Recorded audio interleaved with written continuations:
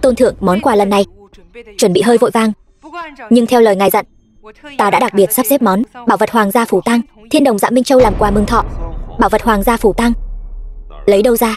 Chiến lợi phẩm lần trước, ngài cứ yên tâm nhận lấy. Có lòng rồi. Đúng rồi, tiệc mừng thọ của lão gia điều tra rõ chưa? Bẩm tôn thượng, tin tức hiện tra được là cả trên dưới nhà Đường đều không phục Đường tiểu thư chỉ là phận nữ nhi mà có thể làm người thừa kế, cho nên lần mừng thọ này có khả năng rất lớn sẽ nhắm vào Đường tiểu thư. Đến thời đại nào rồi mà còn phân biệt nam nữ? Cái trò này thôi bỏ đi. Binh đến tướng chặn, nước đến đất ngăn.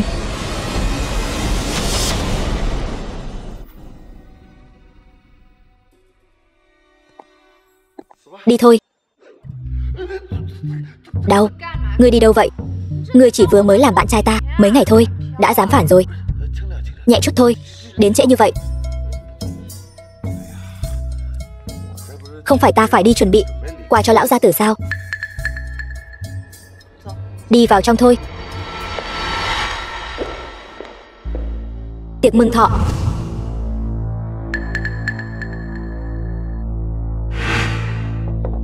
Biểu muội, Đường Minh, nhị phòng Đường gia.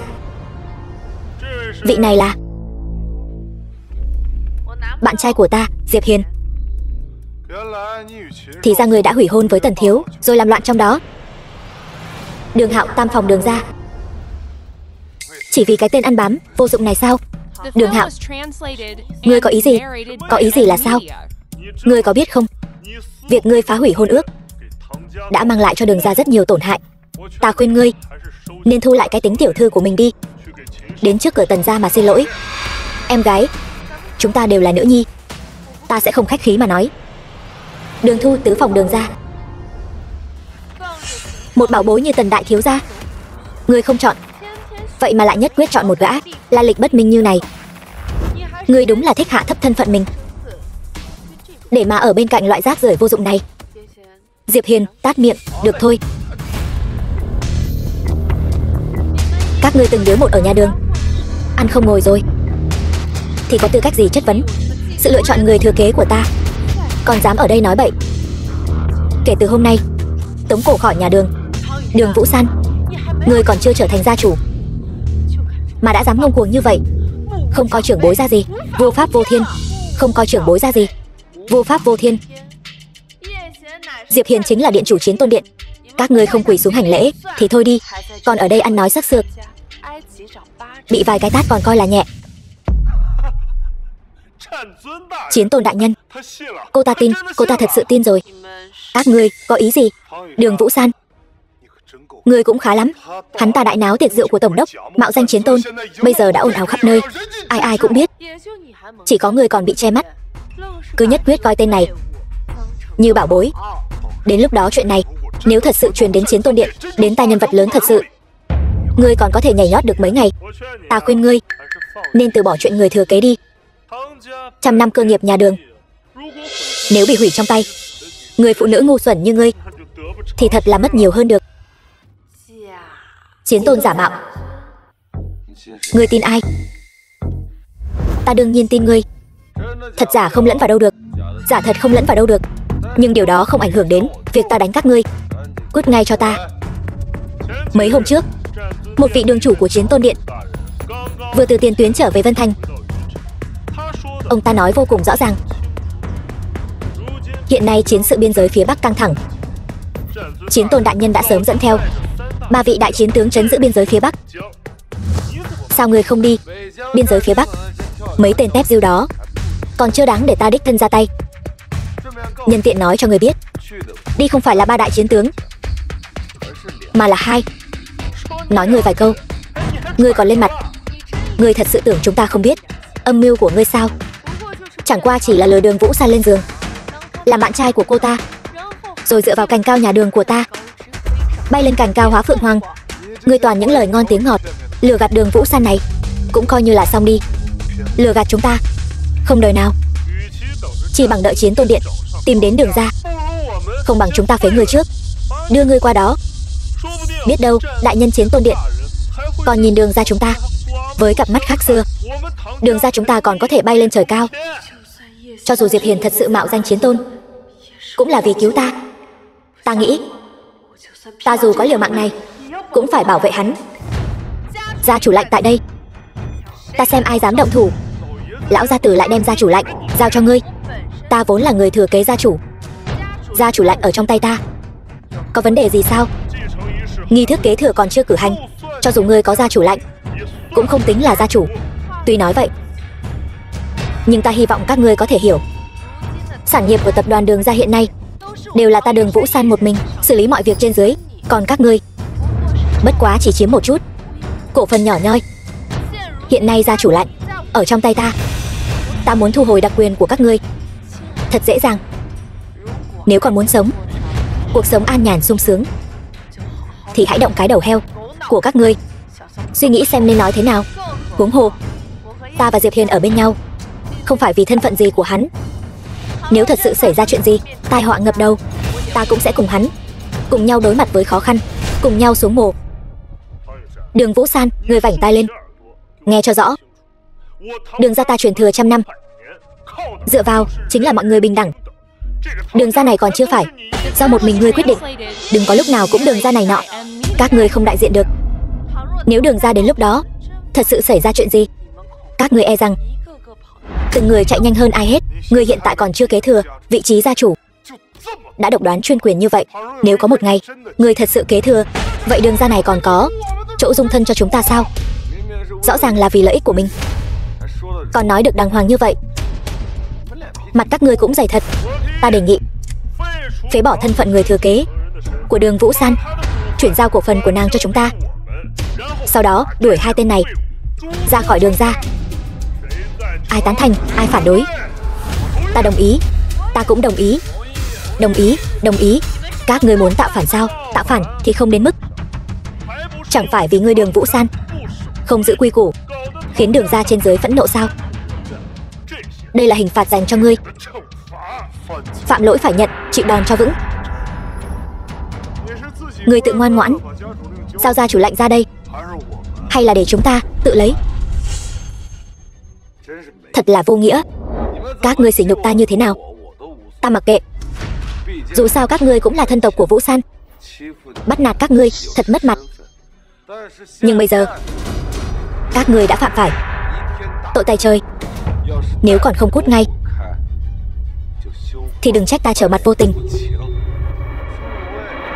Chư vị khó mà thoát khỏi mất mạng. Bọn ta phạm tội gì? Ngươi đừng ngậm máu phun người. Cho dù bọn ta có tội cũng không đến lượt ngươi khô môi múa mép. Tội của các ngươi có 3. 1. Bịa đặt thị phi chia rẽ ly gián, xúi dục kích động. 2. Vu khống bịa chuyện, có mắt như mù. 3. Quan trọng nhất là bắt nạt nữ nhân của ta. Tội không thể tha.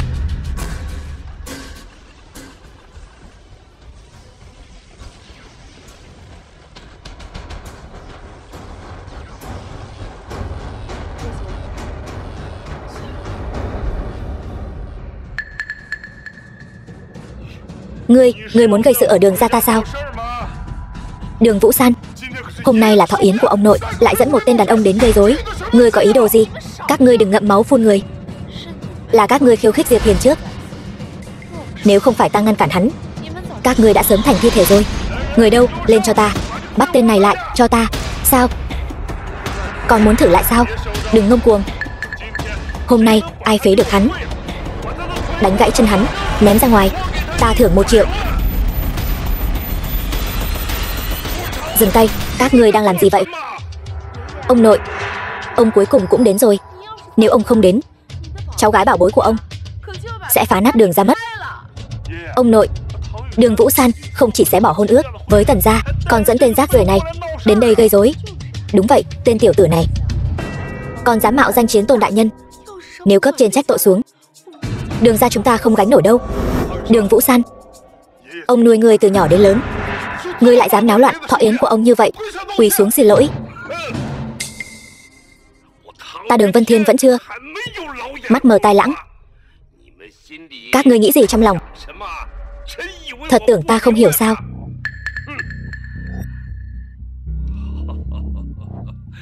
Diệp Hiền, đã lâu không gặp. Chăm sóc cháu gái ta thật làm khó cháu rồi. Lão gia tử không cần khách sáo. Dù sao chúng ta cũng coi như người một nhà. Người một nhà. Cháu và Vũ San. Ông nội, cháu và Diệp Hiền ở bên nhau rồi. Tốt. Ông nội, Đường Vũ San lại cùng tên này ở bên nhau, sao ông lại vui mừng như vậy? Hay là ngày mai cháu đưa ông đến bệnh viện xem ông có phải đã lú lẫn rồi không? Đồ hỗn láo. Đại ca, chính ta đã sắp xếp cho Diệp Hiền đi chăm sóc Vũ San. Ý định của ta là để hai người họ đến với nhau, thuận lý thành chương, kết hôn thành gia thất. Ngươi có hiểu không hả? Còn chuyện giả mạo chiến tôn, không cần các ngươi phải bận tâm, ta tự có sắp xếp. Lão gia, việc này ông làm có chút vô nhân đạo đấy. Khương Thái công câu cá, nguyện giả thượng câu. Tiểu Hữu, ta nào có ép buộc ngươi đâu, đều là do ngươi tự nguyện mà. Không được, ta phản đối. Ông nội, ta không thể trơ mắt nhìn Đường ra nhảy vào hố lửa được. Đường Minh, lão già ta còn chưa mất đâu. Khi nào đến lượt ngươi đến đây chất vấn quyết định của ta? Đường Minh, hay là vị trí gia chủ này ngươi ngồi đi. Không dám. Mấy đứa bay lại đây. Xin lỗi Diệp Hiền, nếu không thì tống cổ ra khỏi nhà, tịch thu toàn bộ tài sản, vĩnh viễn không được quay về. Diệp Hiền, xin lỗi. Xin hãy tha thứ cho tôi. Xin lỗi. Thôi được rồi, ta sẽ không so đo với lũ nhãi danh các ngươi nữa. Nhưng mà nhớ kỹ, ta sẽ luôn giám sát các ngươi. Đi thôi lão gia tử, cùng ăn mừng sinh nhật. Được, đi thôi. Diệp Hiền, chuyện này coi như bỏ qua nhé. Ngươi không thể hận thù Đường ra chúng ta đâu. San San nhà chúng ta sau này phải nhờ cậy ngươi nhiều đấy. Đi thôi.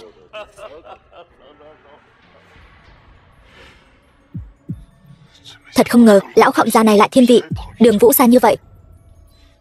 Hắn vô tình thì đừng trách chúng ta vô nghĩa. Dù sao hiện tại cả Đường gia đều không hài lòng với việc Đường Vũ San làm gia chủ.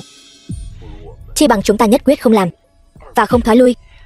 Biểu ca, ngươi yên tâm, ta đã tẩm độc vào quà rồi. Chỉ đợi lão khọng già kia mở ra, bọn chúng chắc chắn phải mất mạng. Tốt, hôm nay chúng ta sẽ đoạt quyền tạo phản, cho thiên hạ biết Đường ra này không phải của riêng một mình hắn. Xem nào, ta muốn tự tay tiến lão ra lên đường. Đại ca, huynh đi theo ta.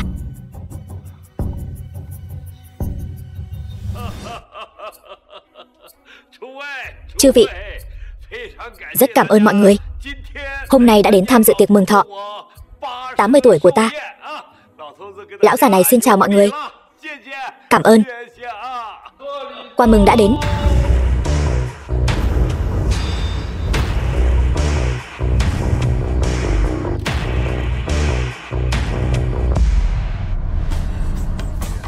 Ông nội, vừa rồi là chúng con nóng vội. Chúng con đã nhận ra lỗi lầm của mình và còn chuẩn bị cho ông một món quà hậu hĩnh. Xin ông hãy tha thứ cho chúng con. Biết sai sửa lỗi là điều tốt nhất. Tin là Diệp tiểu hữu cũng sẽ không chấp nhận đâu, phải không?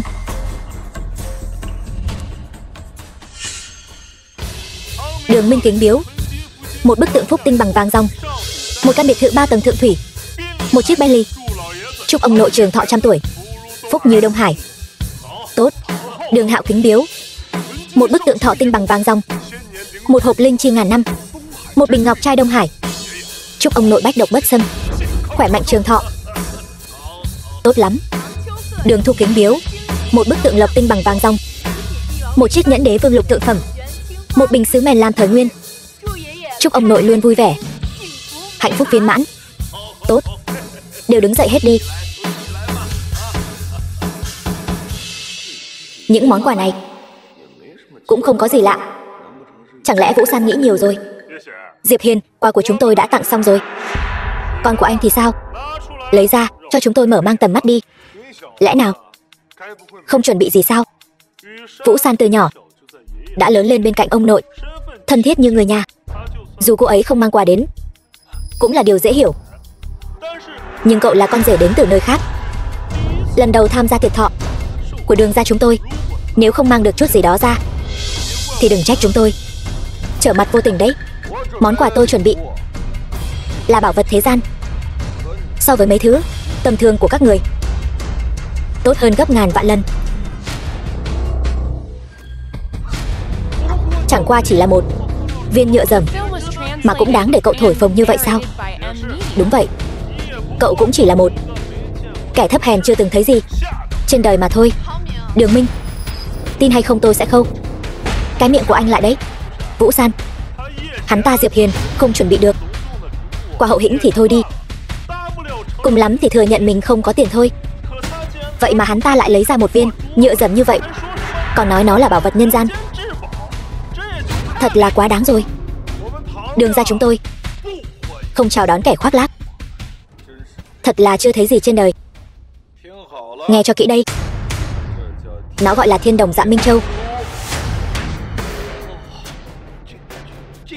Đây chính là viên châu duy nhất trên đời nằm trên vương miện của quốc chủ Phủ Tang. Thiên Đồng Dạ Minh Châu. Đúng vậy. Này cậu. Ông nội, ông cũng biết cháu làm kinh doanh trang sức mà, để cháu xem giúp ông.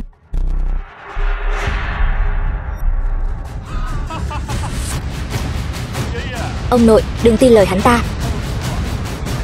Thiên Đồng Dạ Minh Châu cái dám gì? Cũng chỉ là một viên chân châu nhựa, thêm chút bột dạ quang mà thôi. Nhà máy của tôi sản xuất mấy thứ đồ bỏ đi này đấy, một ngày làm được mấy vạn cái.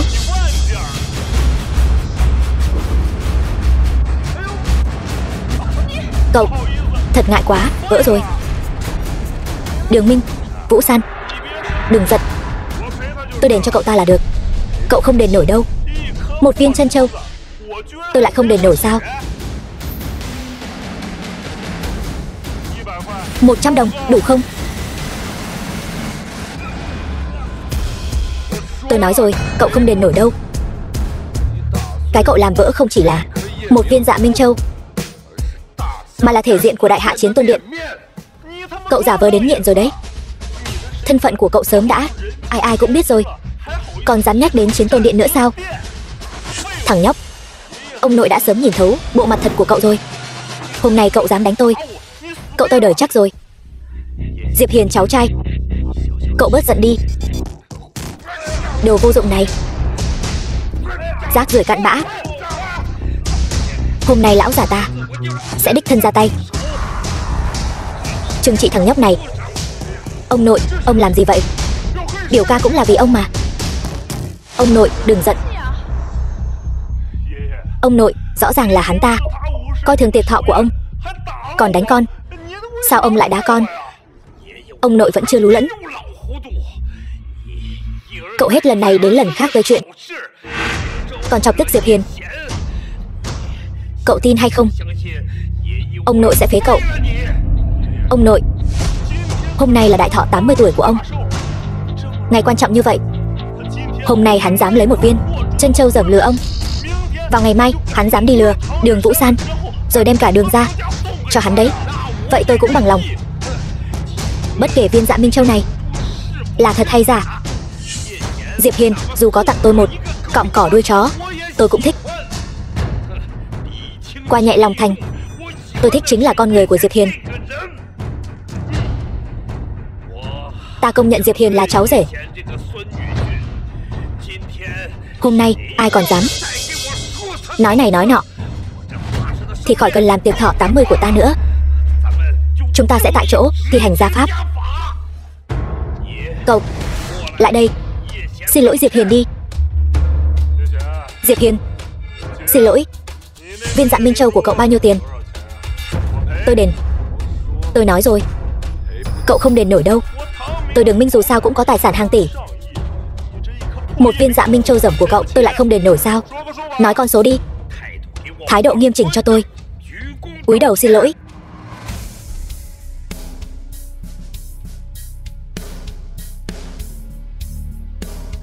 Xin lỗi.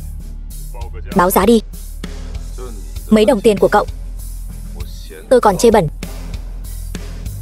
Lão gia, viên Dạ Minh Châu này vốn là tặng cho ông làm quà mừng thọ. Nếu đã là người nhà họ Đường chúng ta làm vỡ nó, vậy thì để ông tự tay xử lý đi. Còn không mau cảm ơn Diệp Hiền tiểu hữu. Cảm ơn Diệp tiên sinh. Ông ơi, ông đừng giận. Giận dữ hại thân thể. Vừa rồi chúng ta chuẩn bị những lễ vật mừng thọ này chẳng qua chỉ là trò đùa. Tiếp theo tặng cho ông mới là kỳ chân dị bảo thật sự. Ông xem nhất định sẽ rất vui.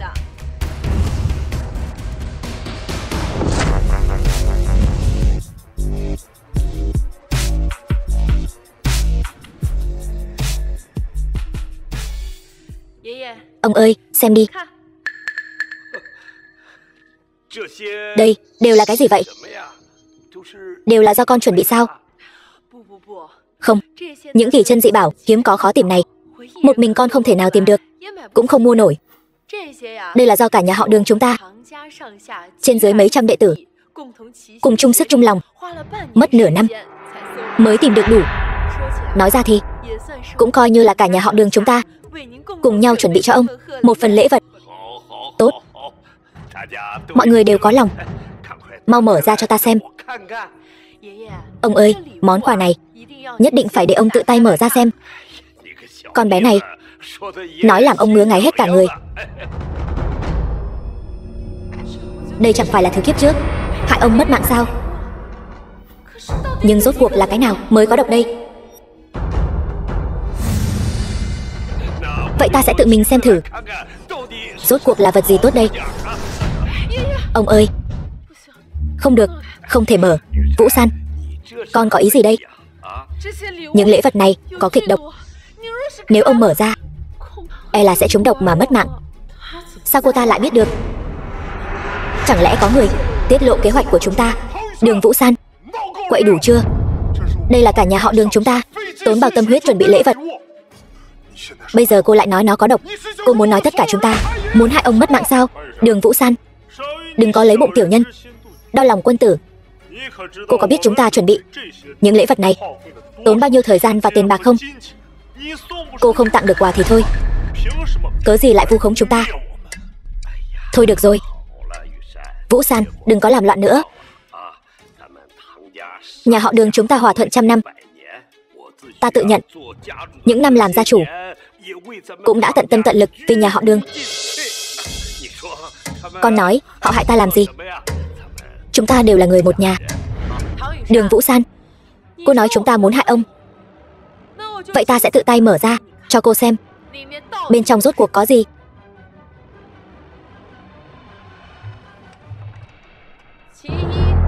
Thứ nhất, bảo vật trấn quốc Hòa Thị Bích. Từ sau khi Tần diệt vong, Hòa Thị Bích liền bạt vô âm tín. Không ngờ lúc còn sống ta còn được tận mắt chứng kiến. Được lắm. Ông nội, chỉ cần là thứ ngài muốn, dù có phải đào sâu 3 thước đất, chúng ta cũng sẽ tìm cho ngài. Không giống như kẻ nào đó chỉ được cái mồm mép. Thứ hai, Đại Long đệ nhất đại hạ, Hồng Sơn Ngọc Long.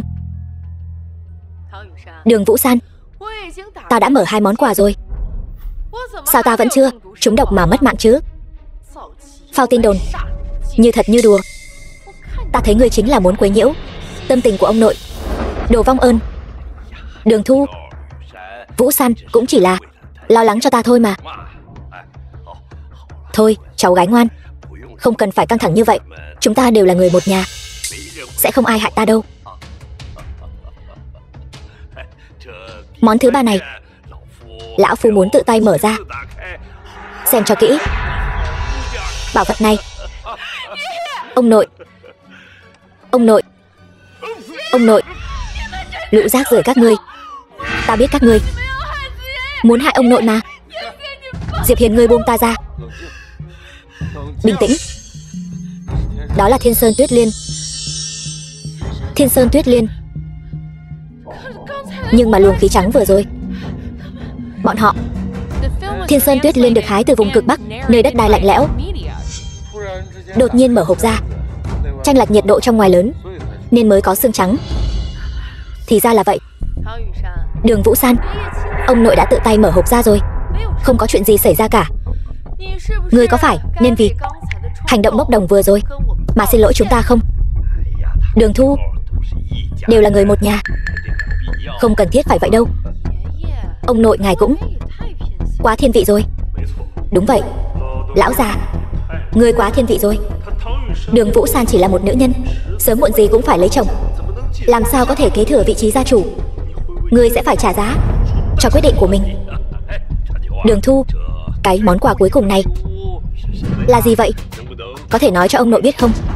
Ông nội, bọn ta đặc biệt chuẩn bị như vậy chính là để ngài tận hưởng niềm vui bất ngờ khi tự tay mở quà. Ngài nhất định phải tự tay mở ra. Thật không hiểu suy nghĩ của đám trẻ các ngươi. Được, ta sẽ mở. Mở đi.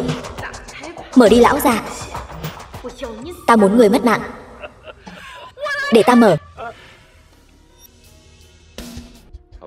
Bà chủ, ta là vệ sĩ riêng của cô. Nếu cô thật sự xảy ra chuyện gì, ta biết ăn nói làm sao. Không được, đây là chuyện của Đường gia ta. Ta không thể để ngươi mạo hiểm được. Diệp Hiền, kiếp trước ta đã chăm bề gây khó dễ cho ngươi, nhưng ngươi vẫn một lòng với ta. Ta đã rất có lỗi với ngươi rồi. Kiếp này sao có thể trơ mắt nhìn ngươi mất mạng thay ta được. Nếu hôm nay nhất định phải có một người mất mạng, ta thà rằng đó là ta. Được rồi, không sao đâu, ta sẽ luôn ở bên cạnh ngươi. Sao ta không cử động được nữa rồi? Kỳ quái thật. Tự mình nói một tràng dài, lại còn khóc lên nữa. Cho dù ngươi muốn làm, cũng không có tư cách. Diệp tiểu hữu, ngươi cũng thấy rồi đấy, mấy cái dương phía trước này đều chẳng có gì cả. Nghe thấy chưa? Đừng quậy phá ở đây nữa. Bao nhiêu người nhà Đường chúng ta tỉ mỉ chuẩn bị một bất ngờ bấy lâu nay, lại bị ngươi và Đường Vũ San hết lần này đến lần khác phá rối. Phải là hôm nay chọc ông nội không vui mới được hả? Chỉ là ghen tị với tấm lòng của chúng ta thôi. Lão gia tử, người tuổi đã cao, không phân biệt được đúng sai phải trái nữa rồi. Ông nội, ông xem, đều là do ông chiều hư nó. Bây giờ thằng nhóc này được đà lớn tới rồi. Tiếp theo, nhìn cho kỹ, ngươi sẽ biết thế nào gọi là lòng dạ khó lường. Không ngờ lại là thực hồn châu. Diệp Hiền, nhóc con, sống cho tốt không được sao? Ta thật sự không hiểu, tại sao ngươi và Đường Vũ San cứ phải tìm đường xuống địa ngục vậy? Diệp Hiền, sao ngươi ngốc vậy? Bọn chúng nhắm vào ta và ông nội. Nếu phải mất mạng thì phải là ta mới đúng. Đường tổng, tinh thần lực của ngươi thật mạnh mẽ, đến cả phong ấn của ta cũng có thể phá vỡ. Đồ ngốc, ngươi đúng là đồ ngốc. Để ta mất mạng là được rồi. Ngươi giỏi cái gì mà năng nổ? Diệp Hiền, kiếp này ta không muốn mất người nữa. Yên tâm đi, ta đã nói nhất định sẽ không rời xa ngươi. Ngươi gạt ta. Đi, ta đưa ngươi đi tìm thầy thuốc. Ta sẽ tìm thầy thuốc giỏi nhất chữa trị cho ngươi. Ta không muốn ngươi mất mạng, ta tạm thời sẽ không mất mạng. Đường lão gia tử, thiện ác trung gian, thị phi hữu báo. Lần này ông đã thấy rõ rồi chứ? Mấy tên các ngươi lại dám muốn hại ta mất mạng thật sao? Mấy người này vì mưu đồ chuyện này quả thật là dụng tâm vất vả. Cửu chuyển thực hồn châu này dùng 72 loại độc vật, 36 loại độc thảo luyện chế 7749 ngày, lại còn hiến tế trăm mạng người. Thủ đoạn âm hiểm độc ác, trái với thiên đạo. Thằng nhóc nhà ngươi biết được cũng nhiều đấy. Thật đáng tiếc, một loại độc quý giá như vậy mà lại không thể khiến Đường Vân Thiên mất mạng. Đồ vô dụng này, lãng phí trên người ngươi. Ai bảo ngươi cứ phải ra oai trước mặt Đường Vũ San, đáng đời mất cái mạng này. Cửu chuyển thực hồn châu này là cấm thuật của Chiến Tôn Điện. Các ngươi làm thế nào mà có được? Ngươi thay vì quan tâm chúng ta làm sao có được thực hồn châu thì nên lo lắng cho bản thân mình đi. Độc này vô phương cứu chữa, chúng thì chắc chắn toi đời. Các ngươi cũng quá tự tin rồi. Ngươi đã biết lai lịch của độc này. Ta nghĩ ngươi chắc chắn biết sự lợi hại của độc này. Ta nói cho ngươi biết, khắp thiên hạ này không ai có thể chữa được loại độc này. Đừng nói tìm thầy thuốc, Đại La Kim Tiên cũng không cứu được ngươi. Trong vòng 3 phút, ngươi chắc chắn sẽ toàn thân đau đớn như bị trùng độc cắn xé mà toi đời. Hắn nói là thật sao? Về lý thuyết là vậy, nhưng mà Đường Hạo, ta liều mạng với ngươi. Từ từ, đừng kích động. Ta muốn xem thử bọn họ còn có thể giở cho gì. Vừa rồi còn dám đánh ta, ta muốn người mất mạng.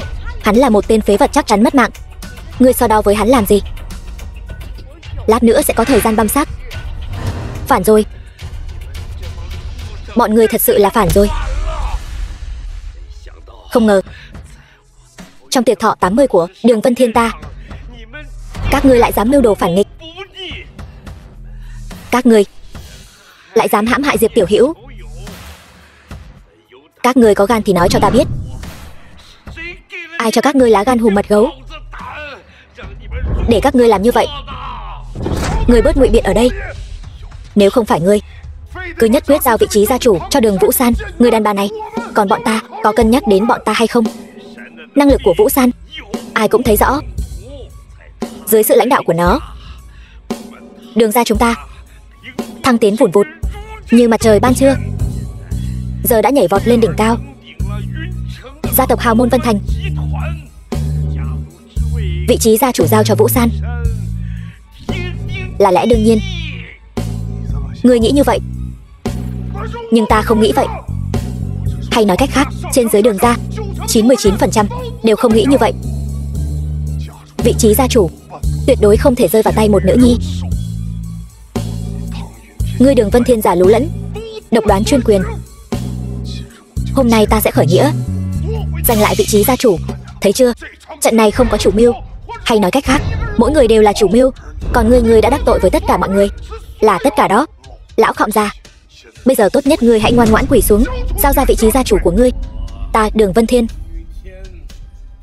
giang hồ tung hoành cả đời, cảnh tượng gì chưa từng thấy.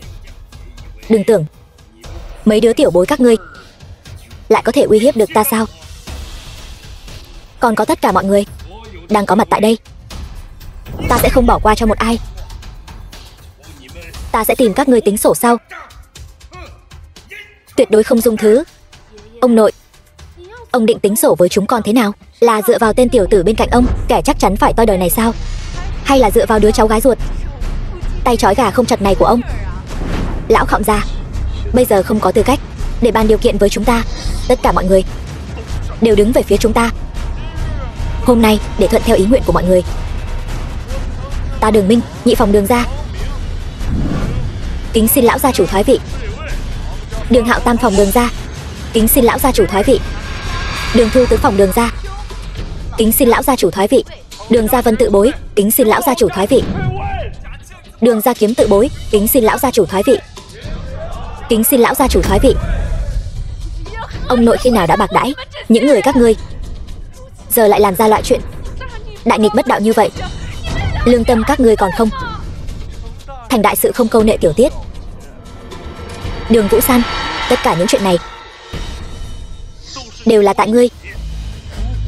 Nếu không phải vì ngươi ngang ngược đi tranh giành với chúng ta cái gì mà vị trí gia chủ, thì ngươi cũng sẽ không rơi vào đường cùng như bây giờ. Nếu không phải vì ngươi, lão gia tử cũng sẽ không đứng ở phía đối lập với tất cả mọi người. Nếu không phải vì ngươi, tiểu tình lang của ngươi cũng sẽ không mất mạng. Chẳng lẽ ta thật sự sai rồi sao? Là ta hại tất cả mọi người sao?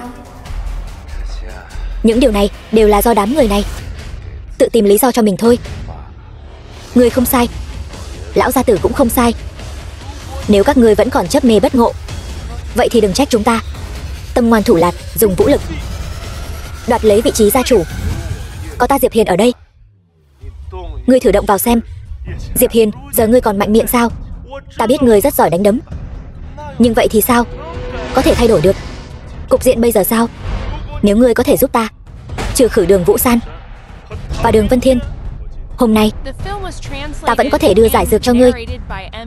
Bây giờ trên đời này chỉ còn một lọ thôi. Giải dược cứ giữ lại mà tự uống đi. Không, chỉ cần các ngươi đưa giải dược cho ta, gia chủ lạnh này ta sẽ đưa cho các ngươi.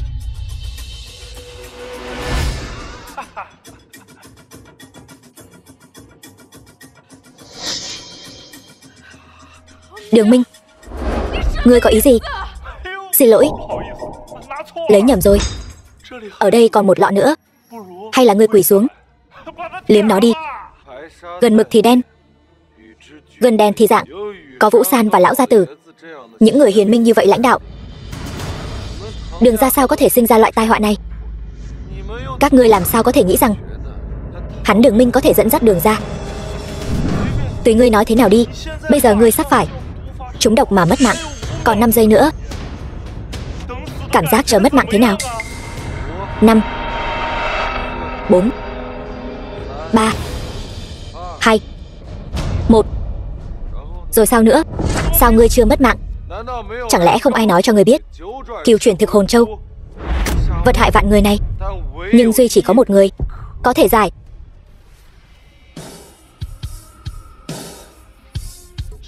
Đây là tứ phương thanh tâm quyết. Đây là bí thuật thành danh của Chiến Tôn đại nhân. Người rốt cuộc là ai? Đến nước này mà vẫn chưa hiểu sao? Ta chính là Chiến Tôn. Trong miệng các ngươi chỉ là các ngươi không có đầu óc. Dăm ba câu đã bị người ta xúi giục làm súng ống. Không, điều này không thể nào. Vị đại nhân kia từng nói Chiến Tôn đại nhân đang trấn giữ biên cương, không thể nào xuất hiện ở Vân Thành. Ngươi nhất định là đã lén học bí thuật của Chiến Tôn đại nhân. Ta sẽ phái người bắt ngươi lại ngay bây giờ. Ngươi chấp mê bất ngộ. Ta thấy kẻ chấp mê bất ngộ chính là các ngươi. Tránh ra. Đến nước này còn dám mạo danh Chiến Tôn, hồ giả hổ uy, hoành hành ngang ngược. Một con cá chạch quẫy trên cạn cũng dám xưng mình là Cửu Thiên Chân Long. Đường chủ đại nhân, ý ngài là hắn ta là giả. Nhưng hắn ta biết tứ phương thanh tâm quyết mà. Nếu không có chút bản lĩnh, sao dám mạo danh Chiến Tôn đại nhân, hoành hành ngang ngược chứ? Thân phận của ta cần ngươi nghi ngờ nữa sao? Ngươi im miệng. Biểu ca của ta là một trong thất thập nhị đường chủ. Hắn đã vô số lần gặp Chiến Tôn đại nhân. Thân phận của ngươi liếc mắt một cái là có thể nhận ra. Đúng vậy, hôm nay ta sẽ bắt ngươi quy án, đưa đến Chiến Tôn điện, cũng coi như là một công lớn. Diệp Hiên, ta khuyên ngươi ngoan ngoãn chịu trói, miễn phải chịu đau đớn về thể xác. Ta nói các ngươi từng người một, tại sao dám tạo phản? Thì ra là có người chống lưng. Bọn ta rõ ràng là giúp Đường ra quét sạch nội loạn, đoàn kết nhất trí. Đừng nói khó nghe như vậy. Ngươi vừa nói ngươi đã gặp Chiến Tôn. Đúng vậy, ta ở Chiến Tôn điện thân phận cao, nắm giữ vị trí then chốt. Chiến Tôn đại nhân chắc chắn không thể tránh khỏi để ta làm việc cho hắn. Đương nhiên gặp không ít lần vô lễ. Ngươi la lối om sòm cái gì? Trong Chiến Tôn điện canh phòng nghiêm ngặt, ngay cả thuộc hạ của ta, tam đại chiến tướng, muốn gặp ta cũng phải xin phép, trừ phi ta có việc triệu tập. Nếu không ngươi một đường chủ làm sao có thể gặp được ta? Sao hắn ta lại biết rõ như vậy? Sao không nói nữa? Thật không biết loại người như ngươi làm thế nào mà ngồi được vào chức đường chủ. Kẻ đề bạt ngươi thật là mù mắt rồi. Ngươi nói bậy bạ gì đó? Ta đã từng đổ máu cho Chiến Tôn điện, xông pha nơi tiền tuyến, dù sao cũng coi như là chiến công hiển hách. Nào đến lượt tên tiểu tử nhà ngươi ở đây mà ăn nói lung tung. Chiến công còn con cũng dám khoe khoang. Ngươi, chiến công còn con, ngươi đã từng đánh trận chưa hả? Chu đường chủ ấy là nhờ một mình diệt sạch một núi phỉ tặc, truy kích tàn binh 300 dặm. Những chiến công này ai làm được? Đánh đuổi vài tên, truy đuổi vài tên mà đã dám tự mãn rồi sao? Thật là không có chí lớn. Đầu sắp rơi rồi, vẫn chưa sửa được cái tật nói khoác của ngươi. Diệp Hiên, ngươi thật là cứng miệng. Ta hỏi ngươi, cửu chuyển thực hồn châu của Đường ra có phải là do ngươi đưa cho không? Đúng vậy, hai người bọn họ vì bao che cho ngươi. Theo quy củ, ta diệt Đường ra cũng không quá đáng, nhưng nể mặt Đường Minh, Ta chỉ cho trừ khử một mình Đường Vân Thiên, đã là pháp ngoại khai ân rồi. Yên tâm giao đường ra cho ta. Ít nhất còn có thể đối diện với liệt tổ liệt tông. Nếu không đường ra, dưới cơn thịnh nộ của Chu đường chủ sẽ bị thiêu rụi mất. Đường lão gia tử giao vị trí gia chủ cho Đường Minh, ta sẽ không so đo với các ngươi, còn có thể tha cho các ngươi một con đường sống. Chu đường chủ, ngài quyền thế ngập trời, thân phận tôn quý, lẽ ra người Vân Thành nên đối với ngài cúi đầu bái lại. Ngươi hiểu là tốt rồi. Nhưng Diệp Tiểu Hữu 3 lần 7 lượt cứu lão phu khỏi nguy nan, chính là ân nhân cứu mạng của lão phu. Chuyện bán đứng ân nhân, lão hủ không làm được. Hơn nữa, ta tin Diệp Tiểu Hữu. Hắn nói hắn là chiến tôn. Trong lòng ta, hắn chính là chiến tôn. Ta cũng tin Diệp Hiền. Vậy ý của các ngươi là đường ra các ngươi muốn đối đầu với chiến tôn điện của ta. Ngươi không đại diện được cho chiến tôn điện. Dù là vì Diệp Hiền mà đối đầu với cả thiên hạ, ta cũng tuyệt không lùi bước. Không, Chu đường chủ, người đối đầu với ngài là Đường Vũ San và Đường Vân Thiên, chứ không phải Đường ra chúng tôi. Ngươi, ta hiểu rồi. Đợi ta bắt được hai người này, vị trí gia chủ sẽ là của ngươi. Lợi ích đừng có quên. Đương nhiên, giả mạo chiến tôn, làm nhục muội muội ta, tội đáng lăng trì. Hôm nay ta sẽ lấy ngươi ra làm gương trước. Chu Thiên Tứ, ngươi dừng tay cho ta.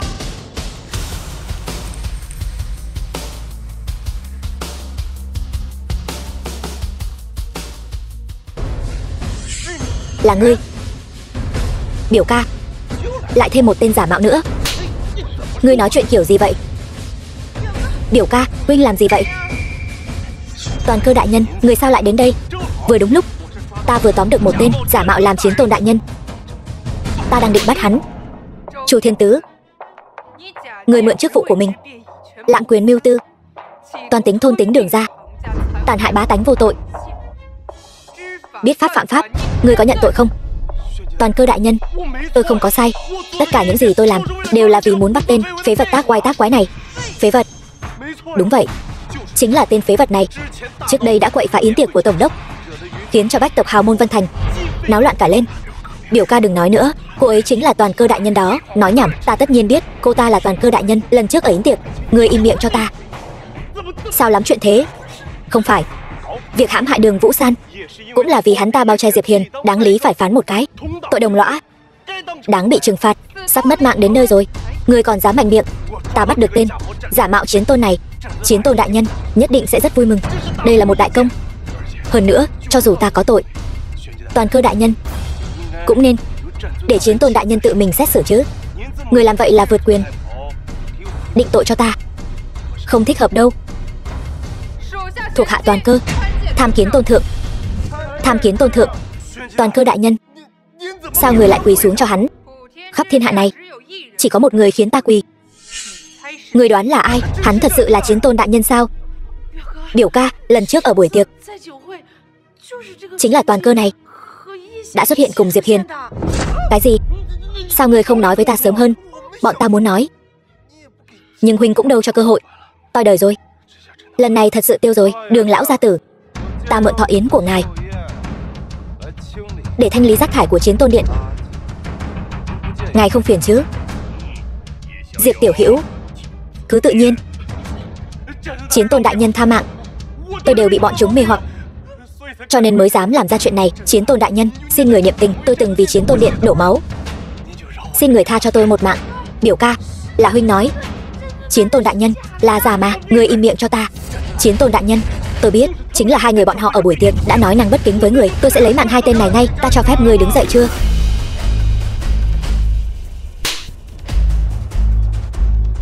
Là ngươi nói ta mạo danh chiến tôn? Không dám. Là ngươi muốn lăng trì ta tế trời. Thuộc hạ biết tội. Chu Đại Xuyết lấy mạng bà chủ của ta, ngươi muốn ra mặt thay cô ta. Chiến tôn đại nhân tha mạng, chính là ta. Dù có 10 lá gan, ta cũng không dám mạo phạm chiến tôn đại nhân ngài. Hôm nay ta lấy danh nghĩa chiến tôn tước bỏ chức vị đường chủ của ngươi, đồng thời đầy vào vô gian đại ngục. Hình kỳ 500 năm. Đa tạ Chiến Tôn đại nhân. Không lấy mạng.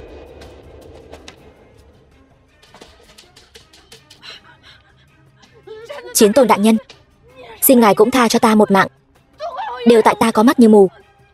Chỉ cần ngài chịu tha cho ta. Ngài bảo ta làm gì, ta cũng nguyện ý. Bản tính lẳng lơ, ngòm cũng không sửa đổi. Chiến Tôn đại nhân, ta sai rồi.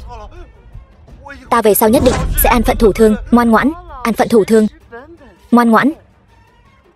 Thật sự là vậy. Kiếp trước của ta đã mất thảm dưới tay ngươi. Kiếp trước nào? Không liên quan đến ta. Chiến Tôn đại nhân, cô ta vu oan giá họa cho tôi. Vũ San muốn làm thế nào thì làm thế nấy. Hai người này giao cho ngươi xử lý. Chu Di tam tộc ngàn đao phanh thây mới có thể nguôi giận trong lòng ta. Đừng, Vũ San, van xin ngươi đừng mà. Đem đi. Chiến Tôn đại nhân. Vũ San, đừng mà. Đừng làm vậy. Chiến Tôn đại nhân cứu mạng, suýt nữa thì quên các ngươi. Chiến Tôn đại nhân, tôi biết lỗi rồi. Tôi đều là nghe theo lời gièm pha của Chu đường chủ. Đây đều là hiểu lầm. Biểu muội, xem như chúng ta đều là người Đường gia. Ngươi tha cho ta đi. Lúc hại ông nội, sao ngươi không nghĩ tới ngươi cũng là người Đường gia? Vũ San, đám người này xử lý thế nào? Nghe theo ngươi. Đường Minh, Đường Thu, Đường Hạo, ba người từ hôm nay bị trục xuất khỏi Đường gia, tịch thu toàn bộ gia sản, tự tìm đường sống, tự sinh tự diệt. Còn các ngươi, bất luận giữ chức vụ gì ở tập đoàn Đường thị, đều bị cách chức, bị giam 3 tháng. Suy nghĩ về tội lỗi của mình, còn tái phạm thì không thể tha thứ. Nghe rõ chưa? Cản tạ Đường tiểu thư không lấy mạng. Cút đi.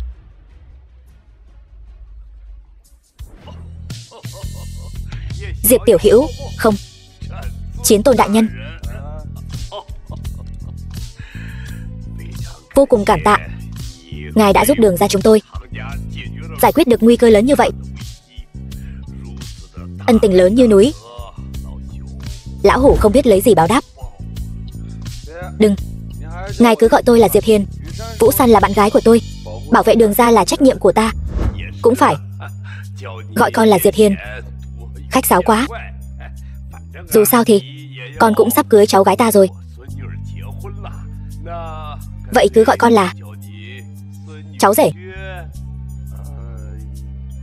cũng được. Được, cháu rể. Trời cũng không còn sớm nữa. Hay là hôm nay cứ ở lại nhà ta nghỉ ngơi cho khỏe, để lão phu thể hiện một chút lòng hiếu khách. Được. Đi thôi. Đi đi.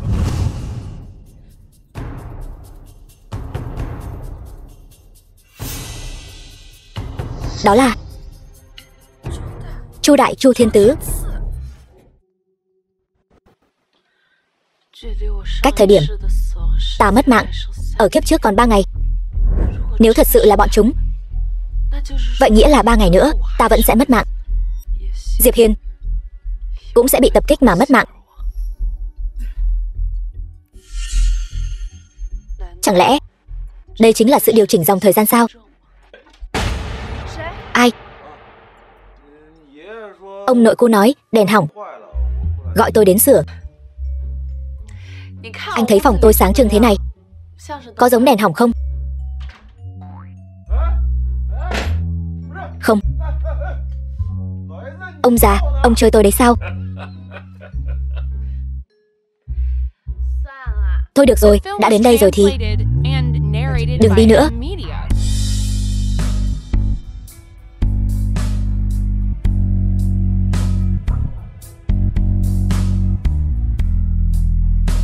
Hay là tối nay cứ trao thân cho Diệp Hiền đi.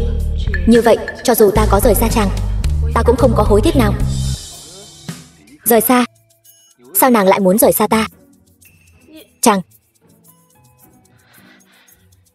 Chàng quả nhiên nghe được Ta đang nghĩ gì? Ta không có. Vừa rồi nàng quá chủ động, ta hơi sợ. Nàng nghỉ sớm đi.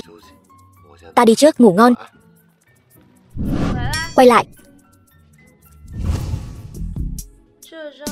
Cái giường này không cho chàng ngủ nữa. Hay là sao vậy?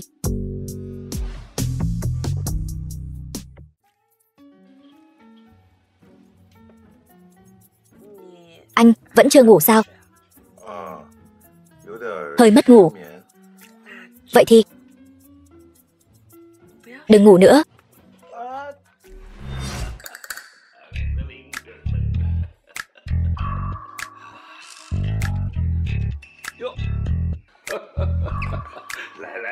Lại đây, mau ngồi xuống.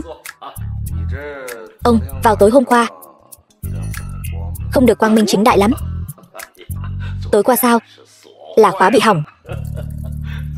Ngồi đi. Sáng nay vừa mới hưởng sáng, ta đã sửa khóa rồi. Đây là trà đại bổ bí truyền, pha riêng cho con. Nếm thử xem.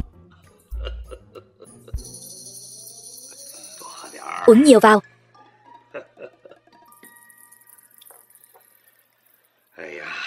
Nhanh chóng cùng với Vũ San sinh đứa cháu trai bụ bấm, hoàn thành giấc mộng của lão phu ta.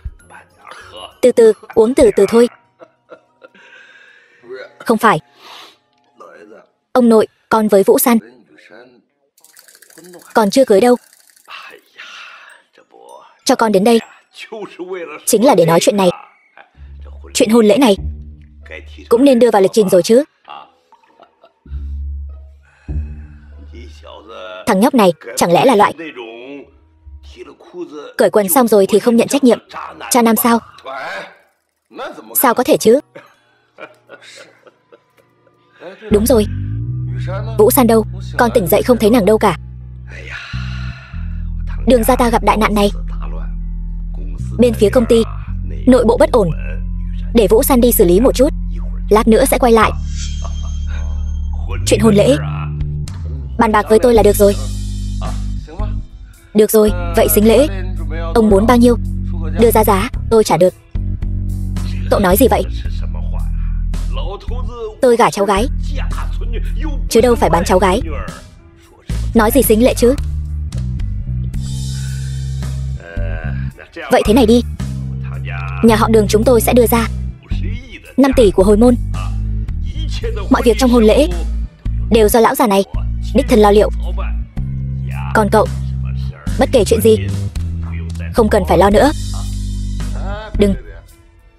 Quy củ chính là quy củ, phải làm thì phải làm. Làm như tôi ở rể vậy. Tôi không phải lo lắng cho cậu sao? Công vụ bận rộn, thân phận đặc biệt, chia sẻ gánh nặng cho cậu mà.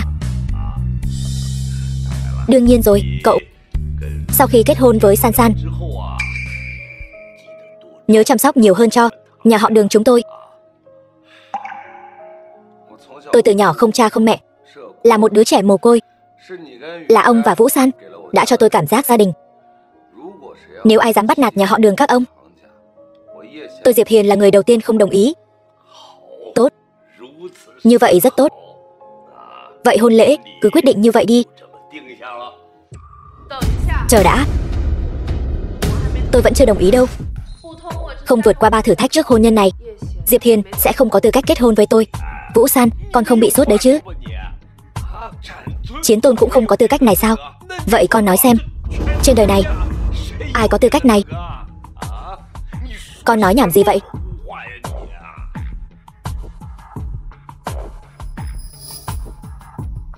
Diệp Hiền, võ công của cậu vô song thiên hạ, chiến công lại càng được vạn người kính ngưỡng. Điều này quả thực không cần bàn cãi. Nhưng cậu dù có đại nghĩa, khó tránh khỏi việc đối với tình yêu nam nữ có chút sơ suất. Cho nên, ông ơi, thử thách này tôi nhất định phải thực hiện. Vũ San, em có phải muốn chơi trò chơi nhỏ trước hôn nhân không? Diệp Hiền, cậu nghiêm túc chút đi, tôi không có đùa với cậu. Vũ San,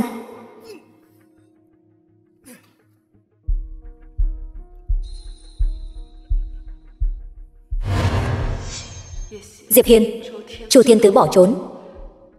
Đến giờ cậu vẫn chưa nhận được tin tức. Vậy thì chứng tỏ chuyện của kiếp trước nhất định sẽ tái diễn. Để không liên lụy đến cậu, tôi chỉ có thể làm như vậy. Chu Thiên Tứ chạy rồi, còn lấy mạng tôi nữa. Sao có thể như vậy được? Hơn nữa, trước đây tôi đã từng có hôn ước, cho nên tôi coi như là tái hôn. Diệp Hiên, tôi không xứng với cậu. Dù có suy nghĩ thế nào đi nữa, thì chúng ta kết hôn cũng không phải là giải pháp tối ưu. Dừng lại. Đừng nói bậy bạ như vậy. Tái hôn hay không tái hôn gì đó, tôi không quan tâm em trước đây đã trải qua những gì. Tôi chỉ muốn trong mỗi ngày tương lai đều được ở bên cạnh nàng. Thử thách này tôi chấp nhận.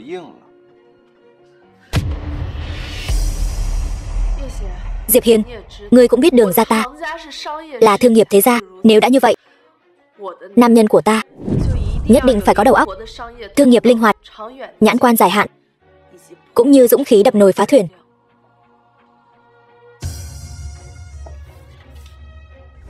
Tài phú. Cho nên thử thách đầu tiên này chính là muốn ngươi trong 3 ngày kiếm đủ 100 tỷ. Nhưng tiền đề là ngươi không được phép dùng Chiến Tôn Điện bất kỳ lực lượng nào. Điều này sao có thể? San San, ngươi đừng ở đây hồ đồ nữa được không? Thử thách này Gia Gia con không đồng ý. Gia Gia, nếu Diệp Hiền ngay cả khắc phục điểm khó khăn này dũng khí cũng không có, ta làm sao có thể chắc chắn hắn sau này nhất định sẽ yêu ta chứ? Trừ phi có thể ở Thượng Kinh phiên đấu giá được thứ đó. Nếu không chính là si tâm vọng tưởng thôi. Diệp Hiền, hy vọng ngươi có thể thấy khó mà thoái lui. Ngươi đừng ở đây hồ đồ nữa. Lão gia tử, ván đầu tiên này ta nhận. Vũ San, ta nhất định sẽ chứng minh cho nàng thấy, bất luận khó khăn lớn đến đâu trước mặt ta đều không thể cản nổi một mảnh chân tình của ta. Chủ nhân, Tần Thiên đã bị xử lý, nhưng Chu Thiên Tứ và Chu Đại hai người quả thực đã trốn thoát khỏi Chiến Tôn Điện. Chuyện này nếu không phải ta tự mình đi tra, e là sẽ không ai biết. Hình như là bị ai đó cố ý che giấu. Quả nhiên giống như Vũ San nói. Thật không hiểu, Chu Thiên Tứ một con kiến hôi như vậy sao có thể lấy mạng được ta? Chu Thiên Tứ lấy mạng ngài? Tôn thượng, ngài nói vậy là sao? Từ giờ bắt đầu ban bố tứ hải bát hoang lệnh, toàn lực truy sát hai người Chu Thiên Tứ. Dạ thuộc hạ lập tức đi làm. Còn nữa, chỉ bằng Chu Thiên Tứ một mình hắn không thể nào che giấu được mắt của ngươi và ta, chứng tỏ sau lưng hắn còn có một người đang mưu tính điều gì đó. Ngươi âm thầm điều tra cho kỹ, trở nên đánh rắn động cỏ. Dạ. Diệp Hiên, ngươi làm sao biết được phiên đấu giá này? Chẳng lẽ ngươi thật sự có thuật đọc tâm? Nói năng nhảm nhí cái gì vậy? Ngươi nghĩ mà xem, 3 ngày kiếm 100 tỷ.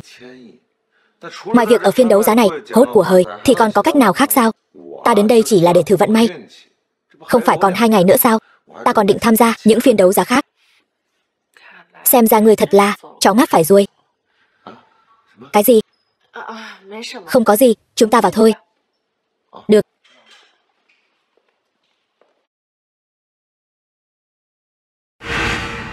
Hai tên này là ai vậy? Dám mở chỗ của Lâm thiếu gia? Chưa từng thấy, nhưng với thủ đoạn của Lâm thiếu gia, hai người này e là sống không được lâu đâu. Yên tâm đi, tôi nhất định sẽ vớ được món hời trong buổi đấu giá này. Vượt qua bài kiểm tra đầu tiên của cô. Tiểu tử,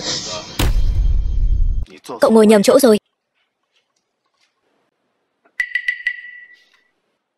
Sao? Trên đó có ghi tên cậu sao? Đúng là không có ghi tên tôi, nhưng chỗ này chỉ có Lâm Phong tôi mới xứng ngồi. Lâm Phong, đại thiếu gia Lâm gia. Loại người như cậu không xứng. Lâm Phong, đại thiếu gia nhà họ Lâm thủ phủ Thượng Kinh. Con nhỏ này cũng khá hiểu biết đấy. Biết điều thì cút nhanh đi. Nếu không chọc giận Lâm Phong ta thì chỉ có một kết cục thôi. Trên trời còn có trời, ngoài người còn có người. Đừng rước họa vào nhà họ Lâm các người. Sự nhẫn nại của ta có hạn. Không muốn mất mạng thì cút ngay. Cái đồ nhà quê này đúng là không biết tự lượng sức mình, dám ăn nói ngông cuồng. Dám đe dọa nhà họ Lâm ta. Nhóc con, so với tài lực của nhà họ Lâm, tất cả chúng ta đều là kẻ nghèo hèn. Đó là sự thật hiển nhiên. Dù có chấp nhận hay không thì cũng phải thừa nhận. Biết nói thì nói thêm vài câu nữa đi. Bổn thiếu gia ban thưởng cho cậu đấy. Cảm ơn Lâm thiếu gia. Cảm ơn Lâm thiếu gia. Tên này không có chỗ ngồi thì nên xem xét lại thân phận và địa vị của mình, chứ đừng có cãi lại ta. Mơ tưởng chiếm chỗ của người khác. Hôm nay nếu tha cho cậu thì mặt mũi Lâm Phong ta để đâu? Cái ghế thôi mà, cũng để cho loại công tử bột như cậu ra vẻ ta đây sao? Nhóc con, cái ghế này không phải muốn ngồi là ngồi được đâu. Ngồi chỗ này đại diện cho thân phận và quyền thế, cậu hiểu không? Thật không biết tên này làm sao vào được buổi đấu giá này. Chẳng hiểu quy tắc gì cả. Người đâu? Bẻ gãy chân tay nó. Cho ta treo lên cửa, cho nó biết đắc tội với Lâm Phong ta thì sẽ có kết cục như thế nào. Ta là Đường Vũ San, Đường Kim gia chủ nhà họ Đường. Ai dám động thủ còn không lui xuống. Hóa ra là Đường đại tiểu thư nhà họ Đường. Tên này thật vô phép tắc. Chẳng lẽ là tên trai bao được cô bao nuôi? Diệp Hiền là vị hôn phu của tôi, không phải loại trai bao bị bao nuôi.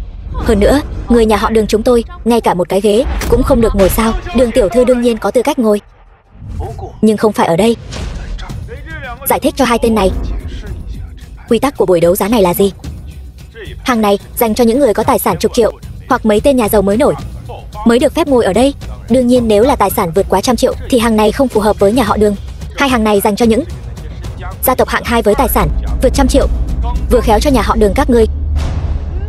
Diệp Hiền, hôm nay chúng ta chủ yếu là đến mua đồ, đừng chấp nhặt với bọn họ.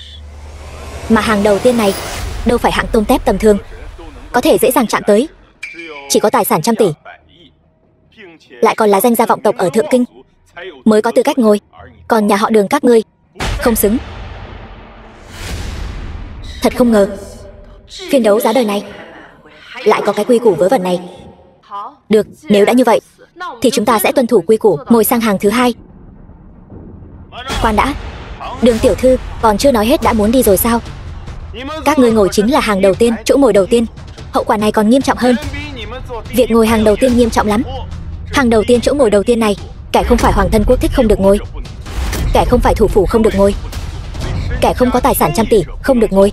Tóm lại, đây là chỗ ngồi riêng của Lâm thiếu. Bao nhiêu năm rồi chưa từng có ai dám ngồi vào. Nhà họ Đường các ngươi thật to gan. Nếu để hai kẻ các ngươi tùy tiện ngồi bừa bãi, lại còn đường hoàng rời đi như thế, phiên đấu giá này chẳng phải loạn hết sao? Ý ngươi là vị trí này được xếp theo thực lực, địa vị tôn ti phải không? Đương nhiên. Vậy ta hỏi một chút, tài sản vạn tỷ thì nên ngồi ở vị trí nào?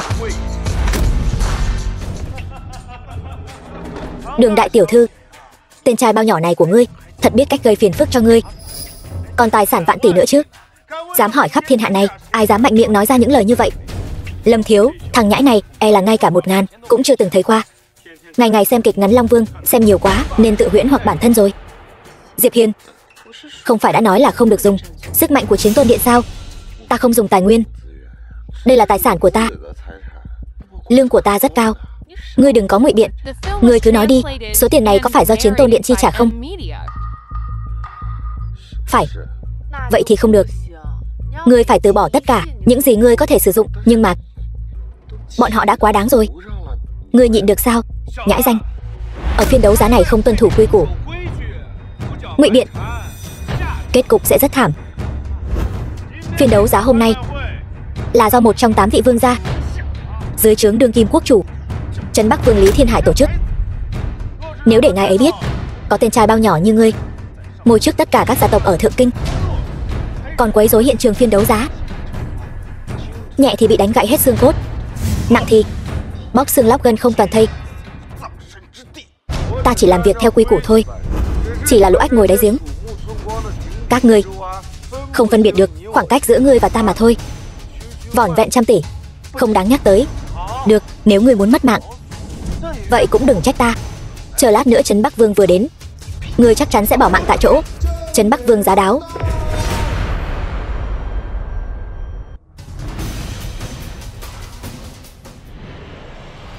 Lý Thiên Hải, Trấn Bắc Vương. đều là những hào môn thế gia, tiếng tăm lừng lẫy ở Thượng Kinh, tụ tập lại ồn ào. Thành ra cái thể thống gì, Vương gia, có người gây rối ở buổi đấu giá này. Bọn ta thấy không thể làm ngơ, nên mới giúp ngài giải quyết một chút. Ai gây rối vậy? Chính là hắn, một tên trai bao của Đường gia. Không những không ngồi theo quy củ, còn dám xưng mình có vạn tỷ tài sản. Bao nhiêu năm rồi? Lý Linh Nhi, cháu gái Trấn Bắc Vương. Vậy mà còn có kẻ dám gây rối ở đây. Chán sống rồi sao? Cút đi, đừng làm phiền ta. Nếu ngươi còn dám đeo bám, ta sẽ nói với ông nội ta. Ngươi tự lo liệu đi.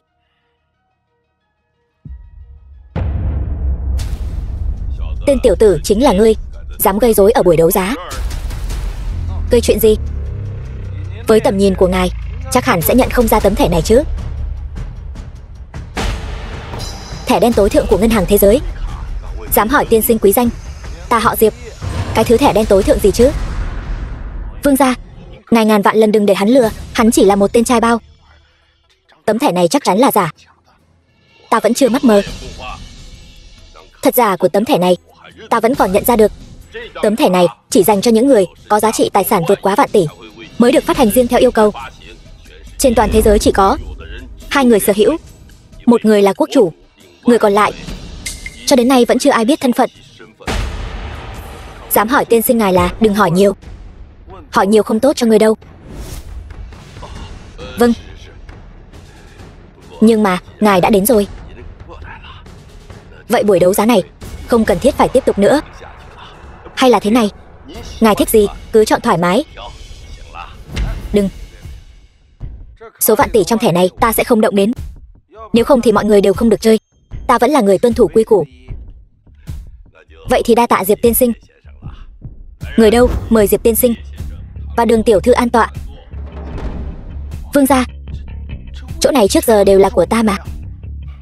So với Diệp tiên sinh, Lâm gia các ngươi không đáng nhắc tới. Buổi đấu giá chính thức bắt đầu.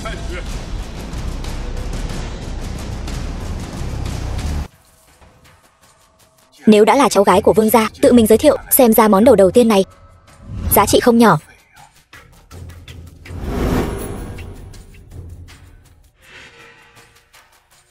Thưa quý vị, bức tượng đầu Phật thời Đường này toàn thân được làm từ ngọc bích hán bạch. Giá khởi điểm 1 tỷ. Mỗi lần tăng giá không được thấp hơn 50 triệu. Đương nhiên vẫn theo quy củ của buổi đấu giá, tiền trao cháo múc, thật giả tự chịu. Đầu Phật này toàn thân chất ngọc ôn nhuận, điêu khắc quỷ phủ thần công, y như thật. Giá trị này chắc chắn vượt xa 1 tỷ. Cái này đáng giá quá. Hàng giả thôi. Ai mua, kẻ đó lỗ. Tôi trả 5 tỷ. 6 tỷ. Tôi trả 7 tỷ. Tôi trả 10 tỷ. Chư vị, đầu Phật này Lâm mỗ ta rất thích. Kính xin chư vị đừng tranh với tôi nữa. Nếu Lâm thiếu gia thích, chúng tôi chắc chắn sẽ không quấy rầy nhã hứng của ngài. Mời người nào đó giữ đúng quy củ, đừng quấy rối trật tự buổi đấu giá. Nếu không, Lý gia ta tuyệt đối sẽ không bỏ qua cho hắn. Sao có thể chứ? Mọi người cứ tự nhiên trả giá, cứ tự nhiên ra tay. Tôi thêm 10 tỷ nữa. Tổng cộng 20 tỷ. 20 tỷ lần 1, 20 tỷ lần 2. Tôi trả 30 tỷ. Đầu Phật này tôi cũng rất thích. Diệp Hiền cậu điên rồi. Cậu đừng mua, nghe tôi đừng mua. Diệp Hiền, cậu không phải nói không dùng thẻ đen của cậu sao? Mắt nào của cậu thấy tôi dùng thẻ đen? Tôi còn chút tiền tiêu vặt. Được, chơi kiểu này phải không? Vậy tôi chơi với cậu đến cùng. Tôi trả 50 tỷ, 60 tỷ, 70 tỷ, 8. Cho cậu đấy. Tôi còn tưởng cậu có bao nhiêu bản lĩnh, hóa ra chỉ có bấy nhiêu tiền, còn dám đấu với tôi. Số tiền này chỉ là tiền tiêu vặt của tôi. Nhưng Lâm thiếu gia bỏ ra 70 tỷ mua đầu Phật này, chắc là đã dùng hết toàn bộ gia sản rồi nhỉ? Coi thường ai đấy? Lâm gia ta trị giá 100 tỷ, vỏn vẹn 70 tỷ không đáng nhắc tới. Hơn nữa đầu Phật này trị giá 100 tỷ, tôi tùy tiện ra tay cũng kiếm bộn rồi. 70 tỷ chốt. Chúc mừng Lâm thiếu gia, quay tay kiếm được 40-50 tỷ.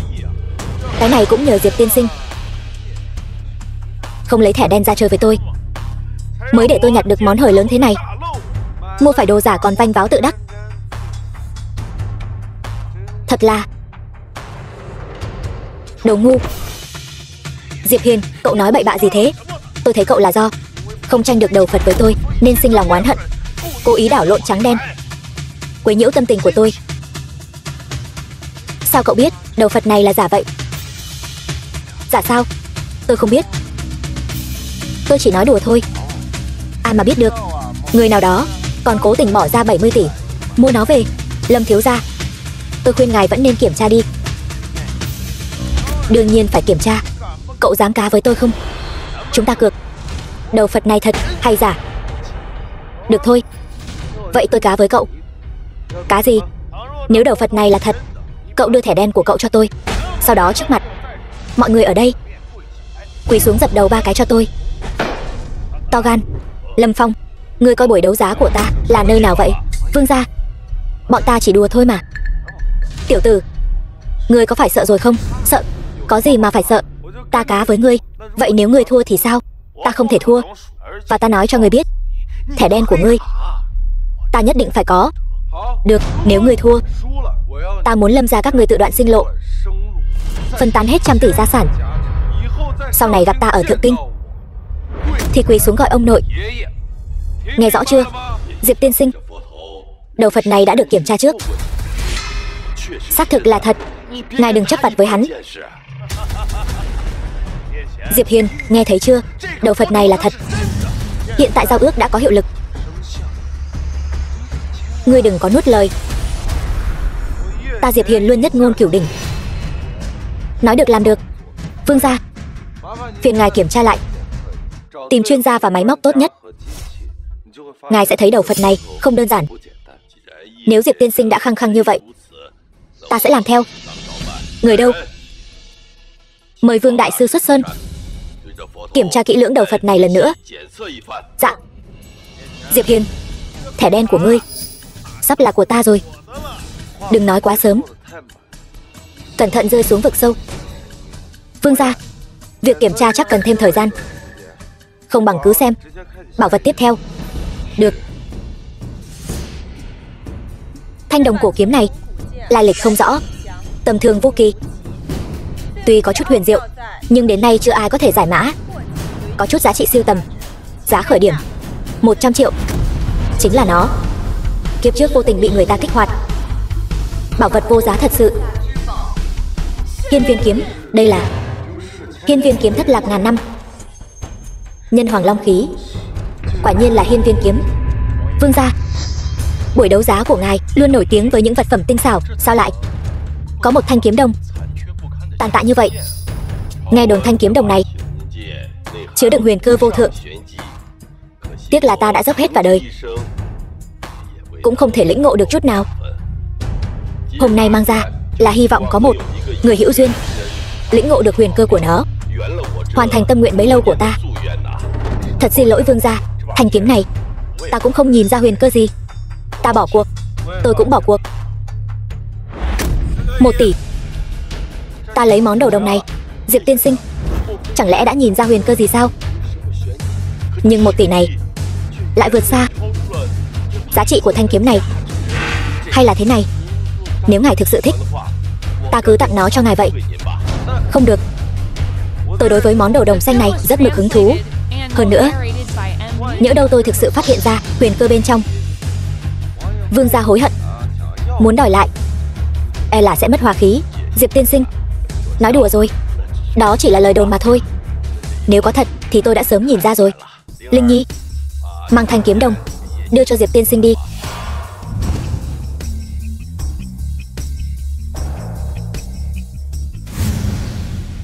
Thế nào, bộ siêu tập 100 tỷ này đã tới tay rồi chứ? Ngươi đã nhìn ra huyền cơ của thanh kiếm này rồi sao? Không có đâu, ta chỉ là linh cảm. Nó chắc chắn đáng giá 100 tỷ. Diệp Hiên, ngươi có phải bị bệnh thần kinh không? Cho dù thanh kiếm đồng này được làm bằng vàng thì cũng khó mà đáng giá 100 tỷ. Không ngờ ngươi lại giàu như vậy, mà còn thích mơ mộng giữa ban ngày nữa. Diệp tiên sinh, thanh kiếm đồng này giá có thể được 100-200 triệu. Đã là tạ ơn trời đất rồi. Trị giá 100 tỷ e rằng hơi khó. Đồ mất mặt. Chỉ với ánh mắt của ngươi, cho dù có vạn tỷ tài sản thì sớm muộn gì cũng bị ngươi phá sạch. Cái thanh kiếm đồng rách nát này so với đầu Phật ngọc đời đường vừa rồi của ta đúng là rác rưởi. Vậy sao?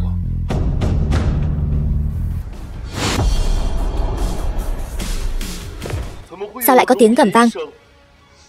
Chẳng lẽ có chân long dáng thế?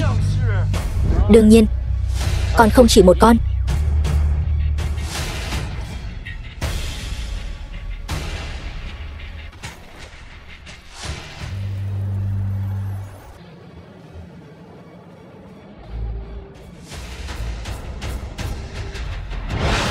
Tương truyền ngàn năm trước, tam giới bất ổn, nhân ma đại chiến, Ứng Long đại thần đã hy sinh 9 long tử của mình để đúc cho nhân hoàng thanh thần kiếm tuyệt thế này xoay chuyển cục diện. Bên trong thanh kiếm này ẩn chứa cửu long chân hồn. Chẳng lẽ đây chính là thanh kiếm trong truyền thuyết Hiên Viên kiếm? Đúng vậy. Cái gì? Vương gia, sở dĩ ngài không thể nhìn thấu huyền cơ trong thanh kiếm này là bởi vì ngài không phải là người tu hành như ta, không thể vận dụng chân khí dẫn ra cửu long trong kiếm. Diệp tiên sinh, có thể cho lão phu xem thanh kiếm này được không?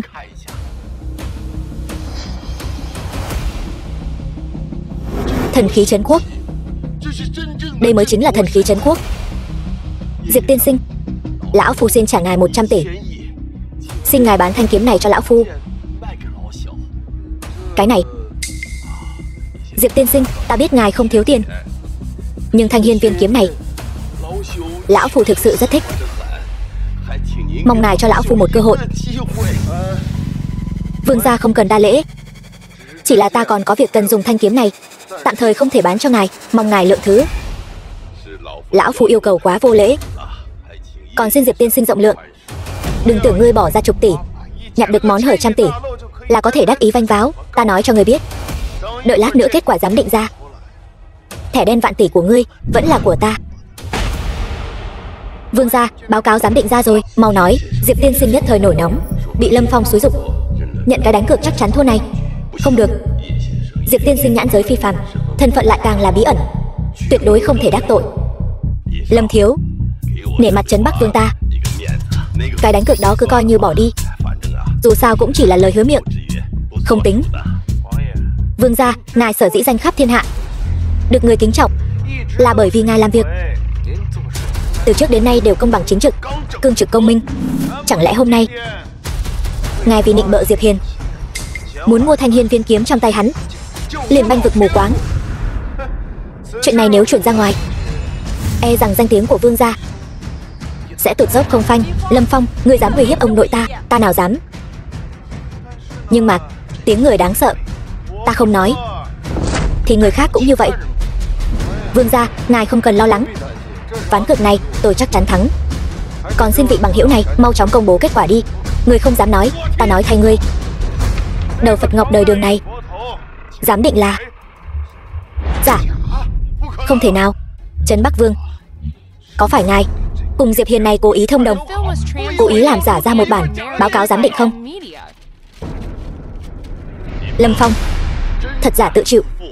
Đây là quy tắc mấy chục năm của hội đấu giá. Chính ngươi nhìn lầm.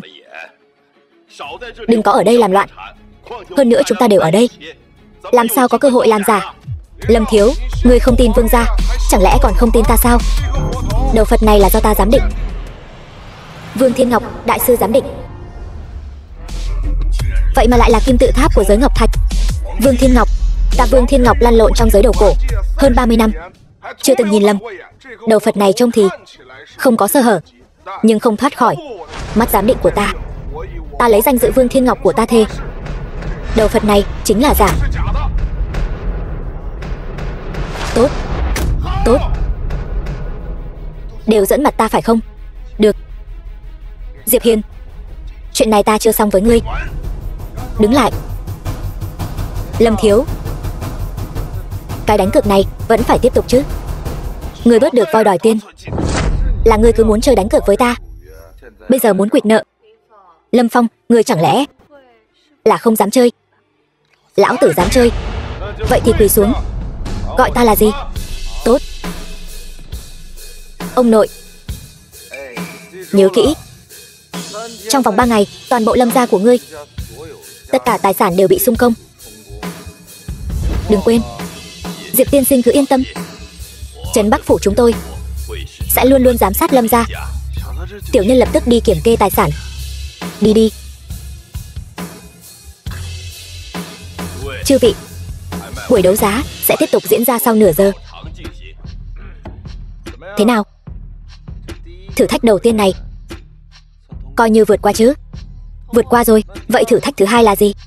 Quả đúng là một cây làm chẳng nên non. Một người luôn có lúc thế đơn lực bạc. Cho nên thử thách thứ hai này sao? Nhân mạch, chính là nhân mạch. Ta là Chiến Tôn. Bao nhiêu người quỳ gối cầu xin ta, ta còn chẳng buồn nhìn. Nhân mạch của ta còn chưa đủ sao? Chiến Tôn điện lấy võ lực làm trọng. Ngươi cũng dựa vào chiến công mới từng bước lên được vị trí Chiến Tôn. Nhưng ta muốn thấy là năng lực của ngươi trong thế tục này. Vì vậy, ta muốn ngươi dùng tốc độ nhanh nhất, có được sự tín nhiệm từ tận đáy lòng của Trấn Bắc Vương, và trở thành một thượng khách thực sự của Trấn Bắc Vương phủ. Trấn Bắc Vương vừa vặn thích thanh kiếm này, ta cứ việc đưa cho ông ấy là được. Diệp Hiên, thanh kiếm này là vật chứng của thử thách đầu tiên. Ngươi không thể tặng người khác. Còn nữa, không cho phép ngươi sử dụng bất kỳ lực lượng nào của Chiến Tôn điện. Khó quá rồi. Nếu tối nay ngươi có thể ngăn cản Lâm Phong bỏ thuốc cho Lý Linh Nhi, vậy cũng chưa chắc không được. Được, tôi đã có kế hoạch rồi. Thử thách thứ hai này tôi nhận. Thiếu gia, đây là thứ ngài muốn. Xuân tâm đãng dạng đào hoa hoàn, hòa vào nước là có thể tan ra, không màu không mùi. Dù là nam hay nữ, chỉ cần uống vào sẽ dục hỏa đốt người, khó mà thoát ra được. Tốt lắm, Lý Thiên Hải, ngươi dám giở trò với ta, vậy thì đừng trách ta tàn nhẫn, ra tay với cháu gái bảo bối của ngươi. Không phải, tại sao ngươi cứ bắt ta mang theo hiên viên kiếm? Diệp Hiên, bây giờ điều ngươi nên lo lắng nhất là làm sao vượt qua thử thách thứ hai này, chứ không phải ngồi đây uống rượu, càng không phải hỏi ta tại sao phải mang theo hiên viên kiếm. Nhưng mà quán bar này chẳng phải là mấu chốt của thử thách thứ hai sao? Ngươi chẳng lẽ dùng Chiến Tôn điện điều tra ra được gì rồi sao? Không có, ta đã hứa với ngươi sẽ không dùng quan hệ của Chiến Tôn điện. Là nó nói cho ta biết tất cả. Ngươi quả nhiên đang giấu ta điều gì đó. Oan uổng quá bà chủ, cô không thể vu oan giá họa cho tôi như vậy. Hay là nói cô có điều gì đó giấu giếm tôi?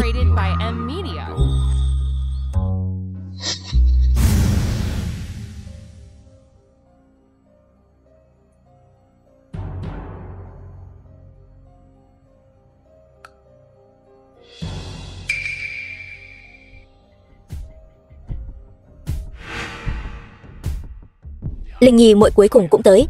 Muội có biết ta đợi muội bao lâu rồi không? Có việc gì thì nói nhanh, đừng làm mất thời gian của ta. Linh Nhi, ta âm thầm theo đuổi muội trọn 3 năm rồi. 3 năm nay, tình cảm của ta dành cho muội, muội là rõ nhất. Hôm nay ra muội đối xử với ta như vậy, muội lại không nói giúp ta một lời. Đó là ngươi tự chuốc lấy, không ai cứu được ngươi đâu. Còn nữa, đừng có lấy cái món quà chẳng ra gì của ngươi mà tự biên tự diễn nữa. Ta đã trả lại gấp đôi cho ngươi rồi. Linh Nhi, tình yêu của ta dành cho muội không phải dùng tiền tài có thể đo lường được. Cho dù muội không yêu ta, thì muội cũng nên có chút hảo cảm với ta chứ. Lâm Phong, ngươi ở bên ngoài nuôi bao nhiêu nữ nhân rồi? Không trăm thì cũng 80. Bớt giả bộ thâm tình với ta đi. Đạo đức giả tạo. Nếu không phải cùng là thế gia thượng kinh, ta nể mặt ngươi một chút, thì hôm nay ngươi đừng hòng gặp được ta. Ta đã nghĩ thông rồi.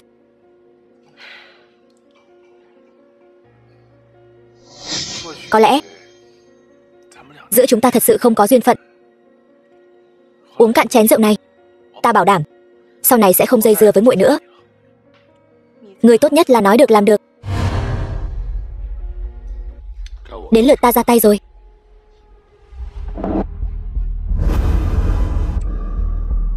Diệp tiên sinh, sao hai người lại ở đây? Linh Nhi tiểu thư, rượu này không thể uống, bên trong bị bỏ thứ dơ bẩn. Diệp Hiên, người nói bậy bạ gì đó? Diệp tiên sinh, ngài nói thật sao?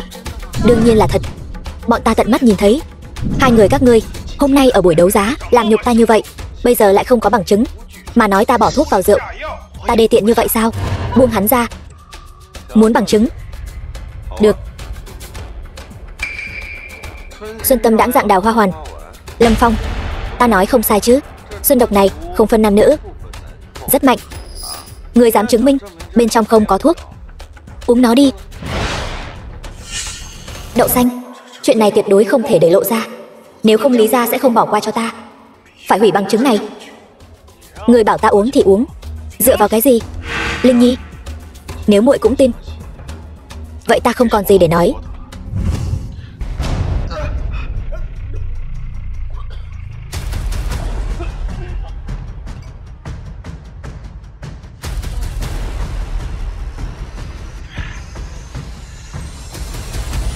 Thấy chưa, ta đã nói ta không sao mà. Cái thứ đào hoa hoàn gì đó đều là hắn bôi nhọ ta. Lâm thiếu, ngươi vặn vẹo cái gì vậy? Vặn vẹo cái gì? Lão tử muốn đi tiểu tiện không được sao? Cút.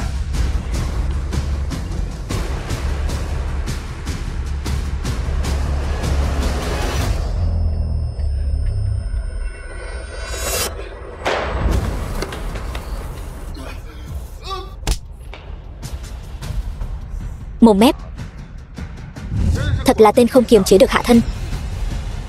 Nghỉ ngơi cho khỏe đi. Diệp tiên sinh, chuyện ngày hôm nay đa tạ ngài. Nếu không phải ngài và Đường tiểu thư, ta e rằng thật sự không còn mặt mũi nào sống trên đời này nữa. Không có gì, chỉ là việc nhỏ thôi. Xin Diệp tiên sinh và Đường tiểu thư hãy cùng ta trở về Lý gia. Chuyện hôm nay Lý gia ta nhất định hậu tạ. Được. Vừa hay, ta có việc muốn bàn với ông nội ngươi.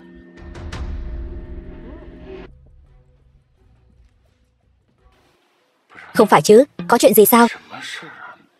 Sao quan trọng bằng thử thách tiền hôn nhân chứ? Chuyện tốt trời ban. Ngươi cứ ngoan ngoãn ở lại đây đi. Vương gia, ngài muốn làm gì? Diệp tiên sinh, Đường tiểu thư, đa tạ hai vị đã cứu cháu gái ta. Ân tình lớn lao như vậy, Lý Thiên Hải ta suốt đời khó quên. Vương gia không cần khách sáo. Ta có một đề nghị. Chi bằng để Linh Nhi tiểu thư lấy thân báo đáp, thành thân với Diệp Hiên. Ngài thấy thế nào? Cái này không phải tôi. Diệp Hiên tốt bụng đẹp trai, tài sản hơn 100 triệu, xứng đáng với thân phận hoàng thân quốc thích của Linh Nhi. Như vậy vừa báo đáp được ân tình, lại vừa giúp ngài tuyển được một chàng rể quý. Thật ra thanh hiên viên kiếm này là chàng muốn tặng cho ngài làm sính lễ cầu hôn. Hóa ra hôm nay chuyện Diệp tiên sinh nói là muốn cầu hôn Linh Nhi nhà ta. Không phải như vậy, tôi... Linh Nhi tiểu thư thấy thế nào? Nếu là Diệp tiên sinh, vậy cũng không phải không được. Nhưng Đường tiểu thư, cô và Diệp tiên sinh, chúng tôi chỉ là bạn bè bình thường. Trong buổi đấu giá hôm nay, anh ấy đến giúp Đường gia tôi. Anh ấy chỉ giúp Đường gia tôi nở mày nở mặt thôi. Thì ra là vậy. Vậy Lý gia ta đúng là cầu còn không được. Diệp tiên sinh, Linh Nhi nhà ta tuy không được xem là tuyệt sắc gia nhân, dung mạo như tiên nữ, nhưng cũng có tư thái chim sa cá lặn. Vậy chi bằng chuyện hôn sự hôm nay cứ định luôn đi. Vũ San, cô có ý gì? Diệp Hiên, tôi đã tìm cho cậu một cô vợ xinh đẹp. Cậu không nên cảm ơn tôi sao? Diệp Hiên, xin lỗi. Vì ngày mai chính là đại nạn tử kiếp của tôi. Tôi không muốn liên lụy cậu nữa. Tôi muốn tự mình đối mặt với tất cả. Tôi muốn về Đường ra nghỉ ngơi. Cậu cứ ở lại đây, bàn bạc kỹ càng với Vương gia chi tiết hôn ước. Vương gia, xin cáo lui trước. Đường tiểu thư đi thong thả, lão phu xin mạn phép không tiễn. Diệp tiên sinh, chuyện hôn sự này Rốt cuộc cô có ý gì? Tôi đã hoàn thành 2 thử thách của cô. Tại sao bây giờ cô lại muốn tôi cưới người phụ nữ khác? Linh Nhi tiểu thư không tốt sao? Về gia thế, nàng là cháu gái của thân vương. Về dung mạo, nàng còn hơn cả tôi. Hơn nữa, nàng chưa từng có hôn ước. Nàng là một cô gái trong sạch. Nhưng tôi chỉ yêu mình cô.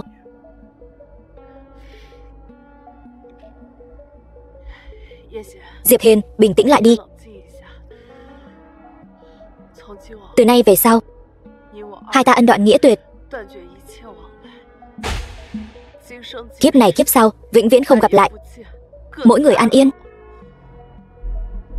Đừng bám theo ta nữa. Vũ San, nếu ngươi thật sự không yêu ta, chia tay cũng chẳng có gì đáng nói. Nhưng kết cục này ta không chấp nhận.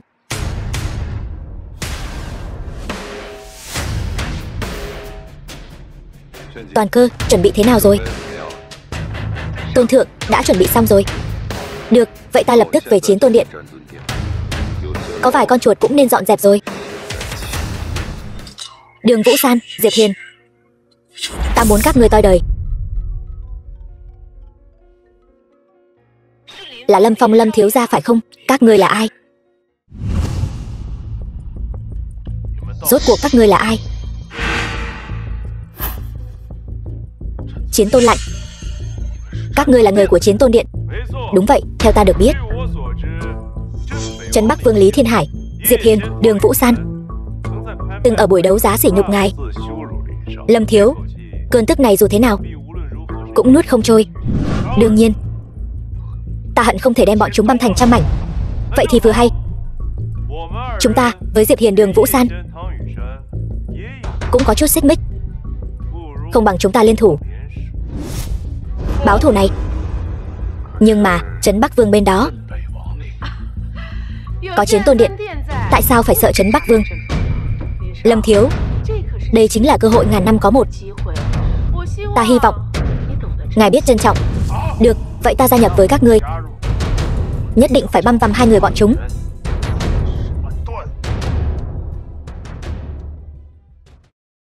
Hôm nay chính là ngày ta ra đi. Ở kiếp trước, mong chàng rời xa ta rồi sẽ bình an vô sự. Nhất định phải sống thật tốt.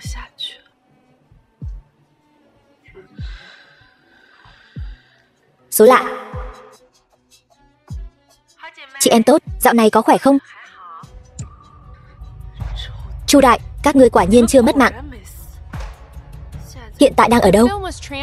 Hôm nay ta sẽ triệt để kết thúc mọi chuyện với các ngươi. Chị em tốt của ta sẽ gửi vị trí cho ngươi, luôn chào đón ngươi đến.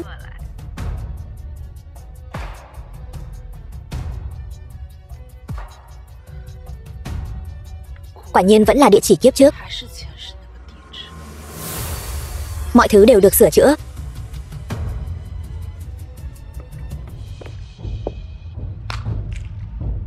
Hy vọng lần này có thể thắng cược. Đường Vũ San, ta chỉ kích động nói với ngươi vài câu. Ngươi thật sự dám đến sao? Chu đại, ta đã nói rồi, ân oán giữa ngươi và ta hôm nay nhất định phải giải quyết cho xong. Đường Vũ San, sao chỉ có mình ngươi đến vậy? Tên tiểu tình nhân, chiến tôn của ngươi chẳng lẽ bỏ rơi ngươi rồi sao? Không cần ngươi lo. Chu đại, đã nghĩ xong hôm nay mất mạng như thế nào chưa? Đường Vũ San, ngươi e là vẫn chưa hiểu rõ tình hình nhỉ? Thấy chưa, những người này đều là cao thủ võ đạo ta thuê đến. Chỉ cần ta ra lệnh một tiếng liền có thể xé người thành từng mảnh. Vậy sao? Ra tay. Các ngươi làm gì vậy? Ta là chủ nhân của các ngươi. Không cần tiền nữa sao? Xin lỗi, Đường tiểu thư trả nhiều hơn. Cái gì? Chu đại, lần này ngươi thua rồi. Thua thảm hại, không còn khả năng lật ngược tình thế. Dựa vào đâu? Ta không phục. Đường Vũ San, cớ sao ngươi lại như tiên tri vậy? Chỗ nào cũng nhanh chân hơn ta. Ngươi rõ ràng trước kia ngu như heo vậy, tại sao bây giờ lại trở nên như thế này? Tại sao? Chính là bởi vì kiếp trước quá tin tưởng các ngươi, mới dẫn đến phải trả giá bằng mạng sống. Bước đường cùng này, còn nhớ lúc đó chính là bị trói trên cái thập tự giá này, bị giày vò đến mức không ra hình người, cuối cùng mất thảm. Lúc đó, kiếp trước. Đường Vũ San, ngươi bị úng não rồi sao? Ngươi sẽ không thật sự tin trên thế giới này có người trùng sinh chứ? Tin hay không tùy ngươi. Dù sao mối thù này ta nhất định phải báo. Ra tay, khử cô ta. Kẻ nào động thủ sẽ mất mạng. Lâm Phong, sao lại là ngươi? Đường Vũ San, không ngờ tới chứ gì. Chúng ta đã chuẩn bị rất nhiều thứ. Chu tiểu thư, toàn bộ tài sản của Đường gia đều đã nằm trong tay chúng ta rồi. Lâm thiếu gia, thật vất vả cho ngươi rồi. Chờ chuyện này kết thúc, ta nhất định hầu hạ ngươi thật tốt, đảm bảo ngươi hài lòng. Vậy Chu tiểu thư, phải nói được làm được đấy. Đó là điều đương nhiên. Dù sao, nếu không phải ngươi đến, ta đã sớm bị đám phản đồ này lấy mạng rồi. Ngươi chính là ân nhân cứu mạng của ta. Đường Vũ San, bước này ngươi không ngờ tới chứ? Chẳng lẽ kết cục của ta thật sự là không thể thay đổi sao? Ngươi nói xem, ta nên báo đáp ngươi thế nào đây? Đúng rồi, ngươi vừa nói gì nhỉ? Bị trói trên thập tự giá. Ta thấy rất thú vị đấy. Người đâu? Bắt cô ta lại cho ta. Thả ra, thả ra. Khuôn mặt xinh đẹp thế này mà bị ta rạch từng nhát dao, chắc là rất thú vị nhỉ? Nói nhảm ít thôi. Người muốn ra tay thì ra tay đi. Khoan đã, cứ lấy mạng vậy thì tiếc quá. Người này thơm phức lắm đấy. Cút. Ta thà mất mạng cũng không để ngươi chạm vào ta đâu. Cô gái nhỏ cũng thú vị đấy, ta thích. Lâm thiếu gia, cô ta có gì tốt chứ? Tư thế nào cô ta biết, ta cũng biết. Cô ta không biết, ta cũng biết. Ngươi muốn chơi kiểu gì, ta đều có thể chiều ngươi. Vẫn nên nhanh chóng lấy mạng cô ta đi, kẻo đêm dài lắm mộng. Mỹ nữ nhỏ, loại đàn bà như ngươi ta chơi nhiều rồi. Hôm nay ta muốn đổi khẩu vị, chơi thử người phụ nữ trong trắng này.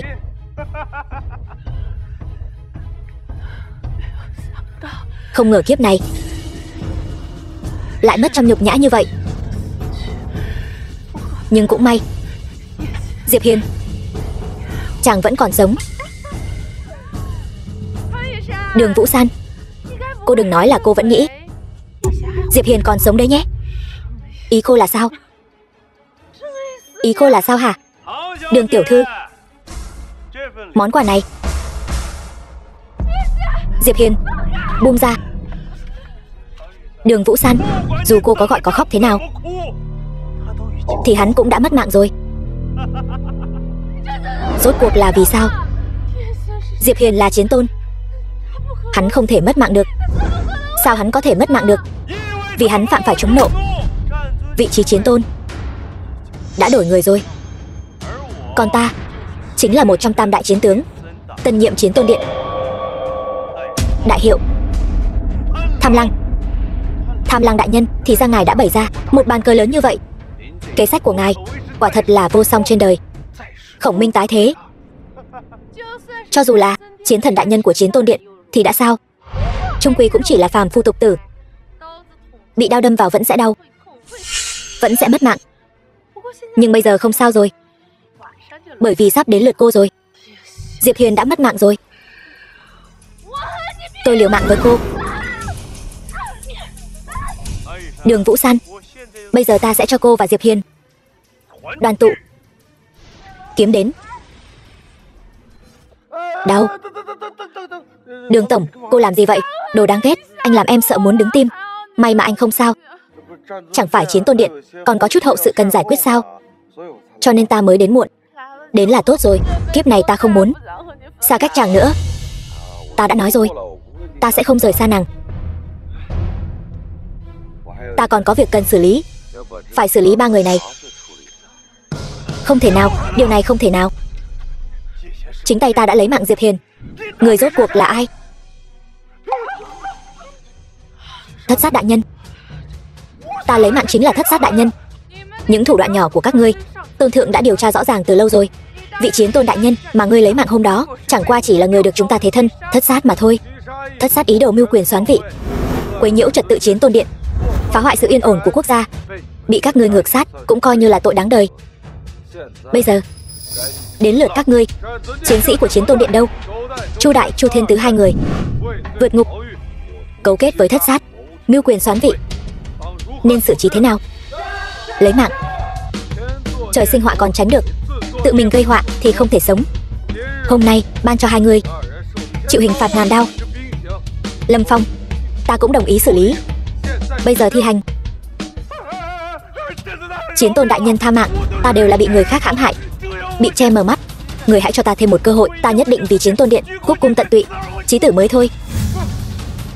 Tôn thượng không cần loại phản đồ này. Diệp Hiền, ta đem toàn bộ gia sản cho ngươi, tha cho ta một mạng. Sớm biết hôm nay, cớ sao ngày xưa dám sỉ nhục thê tử của ta. Đây chính là kết cục. Vũ San, Vũ San, ta cầu xin ngươi, ngươi tha cho ta đi. Nể tình chúng ta 10 mấy năm tình tỉ muội tốt, chỉ cần ngươi tha cho ta, ta từ nay về sau sẽ không quay lại Vân Thành nữa. Kiếp trước ta cũng nói với ngươi như vậy đấy, nhưng ngươi đã không tha cho ta.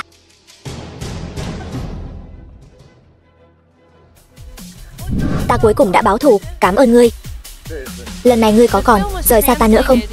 Sẽ không, ta sẽ không bao giờ rời xa ngươi nữa.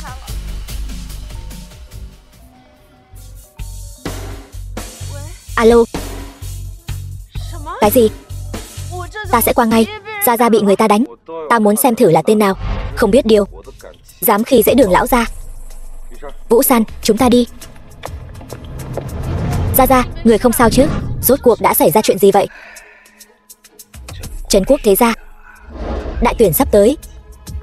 Ta vốn định mua bảo vật truyền đời của Vân Thành, Bích Hải Ngọc Long, tặng cho tứ đại thế gia. Bằng cách này, để mưu cầu một tư cách tranh tài thăng cấp. Cho dù không thành, Đường gia ta có thể đến xem thôi cũng tốt. Ai ngờ Trương Thiên Hào của Trương gia trên đường ta trở về cướp đoạt. Hắn cướp Ngọc Long, còn đánh ta bị thương. Cái gì? Trương gia? Hay cho một Trương gia? Lập tức đi tìm bọn họ tính sổ. Diệp Hiền, ngươi hãy bình tĩnh trước đã. Diệp Hiền, ngươi không biết Trương Thiên Hào của Trương gia đó là một trong những vọng tộc thượng kinh. Hơn nữa, lần này còn được tuyển vào danh sách dự bị Trấn Quốc thế gia. Nếu không có gì bất ngờ, danh hiệu ngũ đại thế gia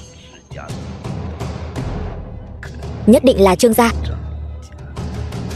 Trấn Quốc thế gia là thế gia đỉnh nóc kịch trần. Đường gia ta so với họ hèn mọn như con kiến. Ngươi là Chiến Tôn, nếu tùy ý nhúng tay vào chuyện thế tục, e rằng sẽ dẫn lửa thiêu thân, rước lấy phiền phức. Nếu ngay cả người nhà cũng không bảo vệ được, Chiến Tôn này còn có tác dụng gì? Ta nhất định sẽ khiến bọn họ phải trả giá. Toàn Cơ, Đường lão gia bị Trương Thiên Hào của Trương gia cướp mất Ngọc Long. Hiện tại triệu tập Chiến Tôn điện, tất cả các đường chủ tìm hắn về cho ta. Cần bao lâu? Tôn thượng, các đường chủ phân tán khắp nơi, liên lạc lại khá phiền phức, có thể mất 1 ngày. Ta chỉ cho ngươi 1 giờ. Lũ các ngươi gan to thật đấy, dám cướp Ngọc Long, đưa hắn xuống vô gian địa ngục. Tôn thượng, thuộc hạ có một việc không hiểu. Nói, những thứ cặn bã xã hội như thế này lấy mạng hết là được rồi, tại sao ngài lại tha như vậy? Ta đến đây là vì 3 lý do. Thứ nhất là để trả thù cho Đường lão gia, đoạt lại Ngọc Long. Thứ hai, dưới danh nghĩa Đường gia đánh tiến ra ngoài, để lại một tên sống, chính là để cho tất cả mọi người biết có ta Diệp Hiên ở Đường gia. Kẻ nào dám gây sự, kết cục chỉ có một: mất mạng. Thứ ba là ta còn có một việc lớn phải làm, để tránh đêm dài lắm mộng phát sinh biến cố. Tôn thượng, ngài nói là chuyện không nên hỏi thì đừng hỏi. Nhiệm vụ của ngươi là giám sát chặt chẽ Trương gia, còn có Trấn Quốc Tế gia của hắn ta.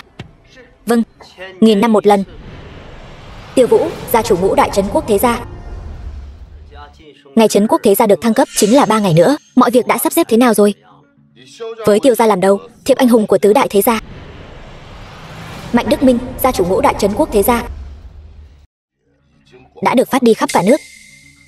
Đã mời đại diện bách tộc các tỉnh đến tham dự. Chuyện thăng cấp của Trương gia đã được lo liệu ổn thỏa rồi. Tiêu đại ca, ngài cứ yên tâm. Hiện tại ngoài Trương gia của Thiên Hào, còn có một tên nhóc của Phong gia đủ tư cách thăng cấp. Tuy nhiên, chúng ta đã gây áp lực rồi. 3 ngày sau chắc chắn sẽ thành công. Cha nuôi, Mạnh thúc thúc, lâu rồi không gặp. Trương Thiên Hào, thiếu chủ Trương gia. Con trai cưng của ta, sao lại nóng vội mà hôm nay đã đến tìm ta rồi? Yên tâm đi, vị trí Trấn Quốc Thế gia thứ 5 chắc chắn thuộc về Trương gia của con. Đúng vậy, đến lúc đó chỉ cần làm thủ tục cho có lệ là được. Đa tạ cha nuôi, đa tạ Mạnh thúc thúc. Hôm nay tôi đến đây là có việc khác. Vậy con đến đây là vì chuyện gì? Để cảm tạ sự dìu dắt của cha nuôi và Mạnh thúc thúc, tôi đã có được một bảo vật vô giá ở Vân Thành. Hôm nay tôi đến để tặng cho hai vị. Bảo vật vô giá? Cháu trai, con có biết hai chúng ta đều là Trấn Quốc Thế gia, thứ gì mà chưa từng thấy.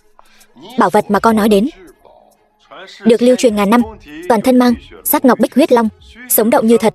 Lắng tai nghe kỹ, còn có tiếng long ngâm, có tác dụng trấn trạch an gia, trừ ma diệt tà.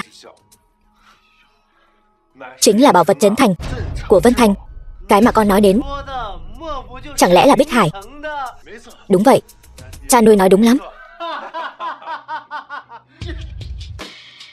Hai cha con nhà này chỉ giỏi làm ta sốt ruột. Mau mau đem lên cho ta xem. Mạnh thúc thúc cứ yên tâm, tôi đã sai người đi xử lý rồi, một lát nữa sẽ mang đến. Thiếu gia không xong rồi. Chuyện gì vậy? Bích Hải Ngọc Long đâu? Bích Hải Ngọc Long bị người ta cướp mất rồi. Giữa ban ngày ban mặt, Bích Hải Ngọc Long mà cũng bị cướp sao? Bọn ngươi làm ăn kiểu gì vậy? Nói xem là ai làm. Hắn nói hắn là Diệp Hiên nhà Đường gia. Đúng, chính là Đường gia. Hắn còn nói muốn Trương gia chúng ta phải trả giá. Thì ra là Đường gia. Thật to gan lớn mật. Chẳng lẽ hắn không biết Trương gia sắp được thăng cấp thành Trấn Quốc Thế gia sao? Hắn nói hắn biết, nhưng mà Trấn Quốc Thế gia cũng chẳng ra gì. Hắn chỉ là một gia tộc nhị lưu ở Vân Thành mà dám cuồng vọng như vậy. Hôm nay dám khiêu khích Trương gia, về sau e rằng sẽ khiêu khích đến chúng ta. Thật không thể dung thứ. Người đâu? Bắt Đường gia cho ta. Nếu cứ thế đánh tới, chuyện ta cướp Ngọc Long của Đường gia không phải sẽ bại lộ sao? Cha nuôi đừng nóng vội, bây giờ chúng ta ra tay có phần hơi thiếu chính nghĩa. Chi bằng nhân đại hội thăng cấp Thế gia, cho Đường gia biết sự khác biệt giữa hắn và chúng ta như trời với vực. Đến lúc đó tìm cơ hội xử lý hắn. Ngươi đã có kế hoạch rồi. Đúng vậy, cục tức này ta sẽ không dễ dàng nuốt trôi. Đây mới là gia chủ của Trấn Quốc Thế gia thứ 5. Cần phải có. Diệp Hiên, Vũ San, tin tốt đây. Gia gia, sao ông vào không gõ cửa vậy? Xin lỗi. Tin tốt đây, tin tốt đây. Đường gia chúng ta lần này có thể tham gia thăng cấp Trấn Quốc Thế gia rồi. Người ta đã gửi thiệp mời đến rồi. Thiệp mời? Thật hay giả vậy? Tất nhiên là thật rồi. Trăm họ Thế gia đều nhận được thông báo rồi. Diệp Hiên, mau dậy đi. Đi với ta. Nhanh lên. Không phải chỉ là đại hội thăng cấp thế gia thôi sao? Có cần phải kích động vậy không? Bớt nói nhảm, mau đi thay đồ. Dù sao cũng là bạn trai ta. Sao lại không quan tâm đến sự nghiệp gia tộc ta như vậy? Đó là Trấn Quốc thế gia đó. Không phải ta không quan tâm, ta chỉ là không quan tâm đến mấy chuyện thế tục, không hứng thú thôi. Người quả nhiên nghe được tiếng lòng của ta, có phải không? Rốt cuộc định giấu ta đến khi nào? Tiếng lòng? Tiếng lòng gì chứ? Các ngươi đang nói gì vậy? Lộn xộn hết cả. Ta vừa mới tỉnh ngủ, nói bậy. Ta cũng không biết Vũ San nói gì. Đúng rồi, Vũ San, ngươi xem thử, đại hội thăng cấp là khi nào? Chúng ta còn phải chuẩn bị trước. Ngươi căn bản không hiểu. Ngươi là chiến tôn, còn ta chỉ là một gia chủ tiểu gia tộc. Nếu đến lúc đó cả thiên hạ đều biết chúng ta kết hôn, sẽ nhìn ta thế nào? Bất quá, nếu có thể tấn thăng thành ngũ đại thế gia, ta mới xứng với ngươi. Ai dám nói xấu vợ chiến tôn? Chán sống rồi.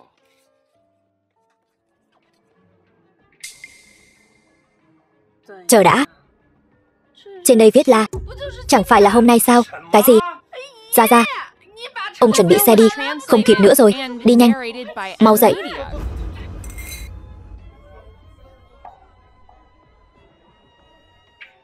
Chư vị, hôm nay là đại hội thăng cấp thế gia. Người tham gia là Trương Thiên Hào của Trương gia, Phong Thịnh Khải của Phong gia, Phong Thịnh Khải thiếu chủ Phong gia,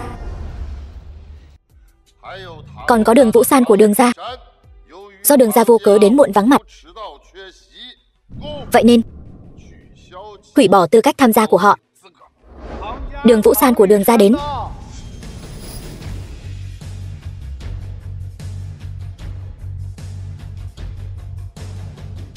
Đại hội thăng tiến Trấn Quốc thế gia. Đường Vũ San của Đường gia bái kiến thủ lĩnh Trấn Quốc thế gia. Miễn lễ. Tên nhóc ngươi gặp thủ lĩnh Trấn Quốc thế gia, tại sao không bái? Ta đâu phải người của Bách gia thế tộc các ngươi, lại chẳng có giao tình gì. Tại sao ta phải bái? Ngươi sống trong thế tục thì phải làm theo quy củ. Được lắm, còn ngông nghênh lắm. Không biết còn tưởng ngươi là quốc chủ điện hạ đấy. Thằng nhóc lanh mồm lanh miệng, dám lấy quốc chủ ra đùa giỡn. Ngươi chán sống sao? Cho dù ta chán sống, ngươi dám động vào ta sao? Thằng nhóc, ngươi ngông cuồng lắm, còn không khai báo gia tộc và danh hiệu của ngươi. Đường gia. Diệp Hiên. Thì ra ngươi chính là Diệp Hiên. Thế nào, coi như nể mặt ta. Mục đích chúng ta đến đây là để tấn thăng thế gia. Đừng lãng phí thời gian dây dưa với Trương gia. Được rồi. Diệp Hiên của Đường gia tham kiến lãnh chúa Trấn Quốc thế gia. Vậy mới được chứ. Đường Vũ San, đại hội thăng cấp thế gia hôm nay là sự kiện đỉnh cao, ngàn năm có một. Đường gia các ngươi vô cớ đến muộn, có phải nên cho những người ở đây một lời giải thích không? Đó là bởi vì chúng ta mới nhận được thiệp mời, thời gian căn bản là không kịp. Vậy ý cô là trách móc chúng tôi cố tình gửi thiệp mời muộn sao? Vậy có cần chúng tôi dùng kiệu 8 người khiêng để mời cô đến không? Vũ San không có ý đó, chỉ là nói sự thật thôi. Theo tôi thấy thì đó đều là lời biện minh của cô thôi. Thực tế căn bản là nhà họ Đường các người đã lên mặt, không coi đại diện bách tộc chúng tôi và tứ đại Trấn Quốc thế gia ra cái gì cả. Được lắm Đường Vũ San, cơ hội khó có được này, cô không những không trân trọng mà còn dám khinh thường bọn ta như vậy. Chẳng qua chỉ là một con nhỏ quê mùa thôi, lại thật sự coi mình là cái thá gì. Cút nhanh về Vân Thành đi. Đại hội hôm nay không chào đón các người. Loại người này trong cuộc cạnh tranh ngũ đại thế gia này, nhà họ Đường này căn bản không có tư cách cạnh tranh. Cút đi. Thế gia thăng cấp dựa vào thực lực, không phải dựa vào các vị ở đây sủa vài tiếng là có thể thăng cấp thành công. Xin lỗi nhé, tôi quên mất, cậu còn không có tư cách thăng cấp. Làm khán giả thì chỉ việc xem thôi. Đừng sủa như chó dại. Nhóc con, ở đây có phần mày lên tiếng sao? Sao nào? Nói họ chứ có nói mày đâu. Diệp Hiên, đây không phải Vân Thành của các người. Nói sai lời là có thể mất không chỗ chôn đấy. Để tôi mất không chỗ chôn. Để xem ngươi có bản lĩnh đó không. Khẩu khí lớn thật đấy. Ngươi biết bọn ta là ai không? Dám ăn nói ngông cuồng như vậy. Ngươi là ai thì liên quan gì đến ta? Thật không biết nhà họ Đường này làm thế nào mà có được tư cách tham gia đại hội thăng cấp, mà lại phát lối như vậy. Khoác lác, thật là không biết điều. Đường Vũ San, cô có tin không? Bất kỳ ai trong số chúng tôi ở đây đều có thể bóp nát nhà họ Đường các người. Diệp Hiên, nói chuyện phải cẩn thận đấy. Thân phận của những người ở đây ai nấy đều thâm sâu khó lường, không phải loại nhà quê như ngươi có thể so sánh được. Cũng như Phong thiếu bên cạnh tôi, cậu ấy là truyền nhân của quốc sư nhất mạch, tài sản trăm tỷ, lại còn có kim bài do quốc chủ ban tặng. Diệt nhà họ Đường các người cũng chỉ là chuyện cậu ấy động môi thôi. Trương thiếu ngài mới đúng. Ngài là hậu duệ của thừa tướng, bối cảnh càng thêm thâm sâu khó lường. So với tôi thì chỉ có hơn chứ không kém. Đường Vũ San, cho dù cô có tư cách tham gia, nhưng tuổi còn trẻ, phải học cách tiết chế. Bây giờ cúi đầu xin lỗi, tin rằng mọi người vẫn có thể tha thứ cho ngươi. Không sai, xin lỗi. Tất cả im miệng cho ta. Bảo bọn ta xin lỗi. Ngươi xứng sao?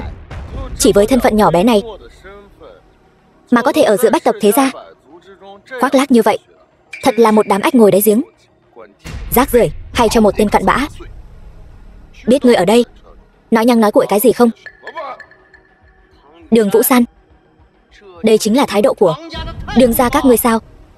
Tiêu gia chủ là đám người này ăn nói hàm hồ, sỉ nhục Đường gia ta. Ta thấy Diệp Hiên không làm gì sai cả.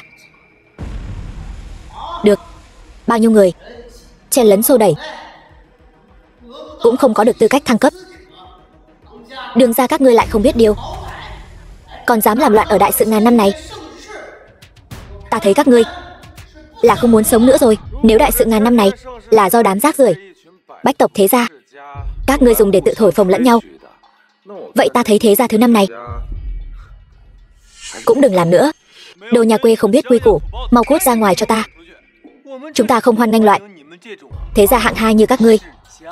Vũ San, thấy rõ chưa? Đây chính là cái gọi là thế gia hào môn, chẳng qua chỉ là một lũ ếch ngồi đáy giếng, cố chấp mà thôi. Thăng cấp kiểu này không cần cũng được, chúng ta đi thôi. Nếu mọi người đều không hoan nghênh Đường gia ta như vậy, vậy Đường gia ta xin dừng tại đây. Chư vị, hữu duyên tái ngộ. Muốn đi không dễ dàng như vậy đâu. Trương Thiên Hào, ngươi muốn làm gì? Nếu các ngươi đến đây gây rối một hồi mà vẫn có thể bình an vô sự rời đi, vậy thì uy nghiêm của bách tộc bọn ta chẳng phải trở thành trò cười sao? Vậy ngươi muốn thế nào? Tuy hôm nay ta và Trương thiếu cũng là đối thủ cạnh tranh, nhưng ta đồng ý với lời Trương thiếu nói. Uy nghiêm của bách tộc thế gia không thể xâm phạm. Xâm phạm mất mạng. Trịnh gia Đông Thành ta cũng tán thành với lời Trương thiếu nói. Nhất định phải cho Đường gia một bài học, để bọn họ vì sự ngông cuồng vừa rồi mà trả giá. Lưu gia Tây Hồ ta cũng đồng ý với lời Trương thiếu nói. Nhất định phải trừng trị Đường gia, một Đường gia nhỏ bé gây ra nhiều tai họa như vậy. Theo ta thấy, chi bằng xóa bỏ thân phận bách tộc của Đường gia, giáng xuống làm thường dân, vĩnh viễn không được ngóc đầu lên. Chư vị thấy thế nào? Bọn ta nguyện cùng chu di nhà Đường. Các ngươi không có tư cách làm như vậy. Hôm nay chúng ta đến đây là để tham gia đại hội thăng cấp thế gia, không có ý đắc tội với bất kỳ ai. Chính các ngươi khắp nơi gây khó dễ cho nhà Đường ta, đó cũng là do các ngươi không giữ quy củ trước. Sai lầm của nhà Đường hôm nay, tứ đại thế gia chúng ta đều nhìn thấy rõ. Cho dù ngươi có giảo biện thế nào cũng chẳng có tác dụng gì. Biết điều thì mau giao ra gia chủ lạnh nhà Đường quỳ xuống chịu phạt. Có lẽ còn có thể đổi lại một con đường sống. Tặng các ngươi 4 chữ: mơ tưởng hão huyền. Các ngươi vẫn chưa biết thực lực của tinh anh bách tộc chúng ta đâu. Người đâu?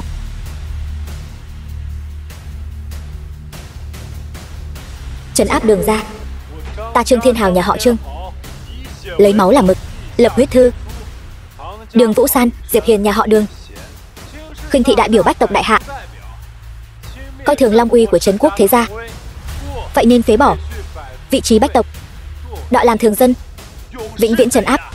Hay Trương thiếu quả nhiên bá khí, nhà họ Phong ta tự nhiên không thể kém cạnh.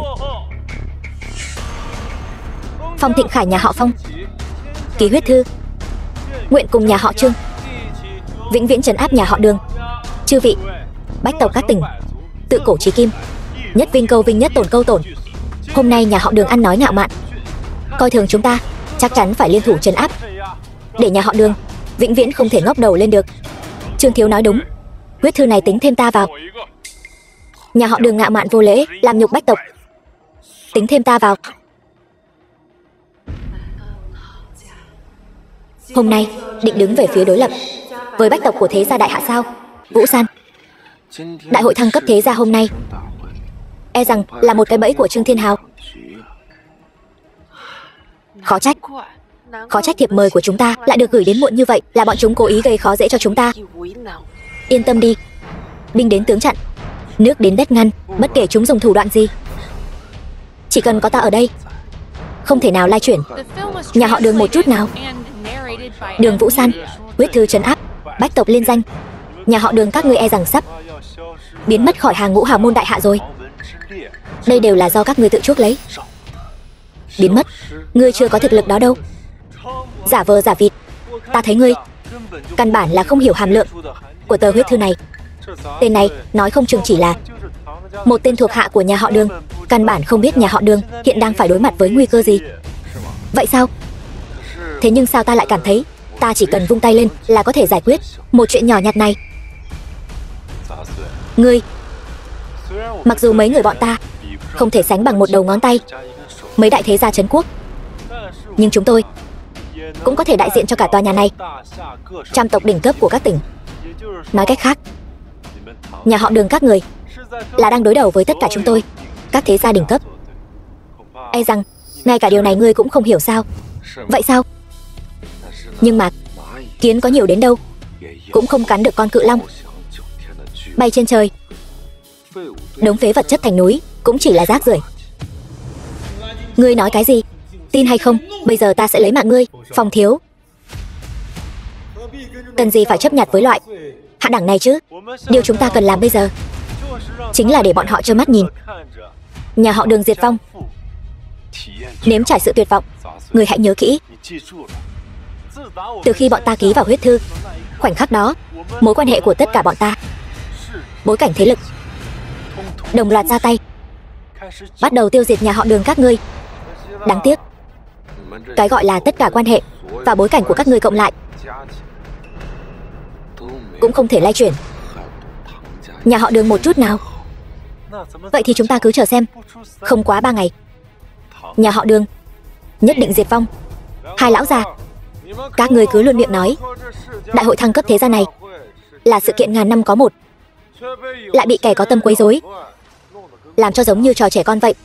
Có quản hay không? Người tên hạ nhân của nhà họ Đường này dám nói chuyện với ta như vậy, chán sống sao? Nay đắc tội với đại hạ, đại diện trăm tộc trên dưới, đó là nhà họ Đường các ngươi tự chuốc lấy. Tại sao chúng ta phải quản? Ngươi vừa rồi không phải còn khoác lác khá lắm sao? Hay cho câu tự chuốc lấy? Được, nếu đã như vậy, vậy ta Diệp Hiền hôm nay sẽ thay các ngươi dạy dỗ một phen. Đừng có mặt dày nữa, chỉ bằng ngươi còn kém xa lắm. Có bản lĩnh gì cứ việc thi triển ra, ta sẽ cho ngươi biết thế nào là tuyệt vọng. Nhà họ Đường bây giờ chính là một cục than nóng phỏng tay.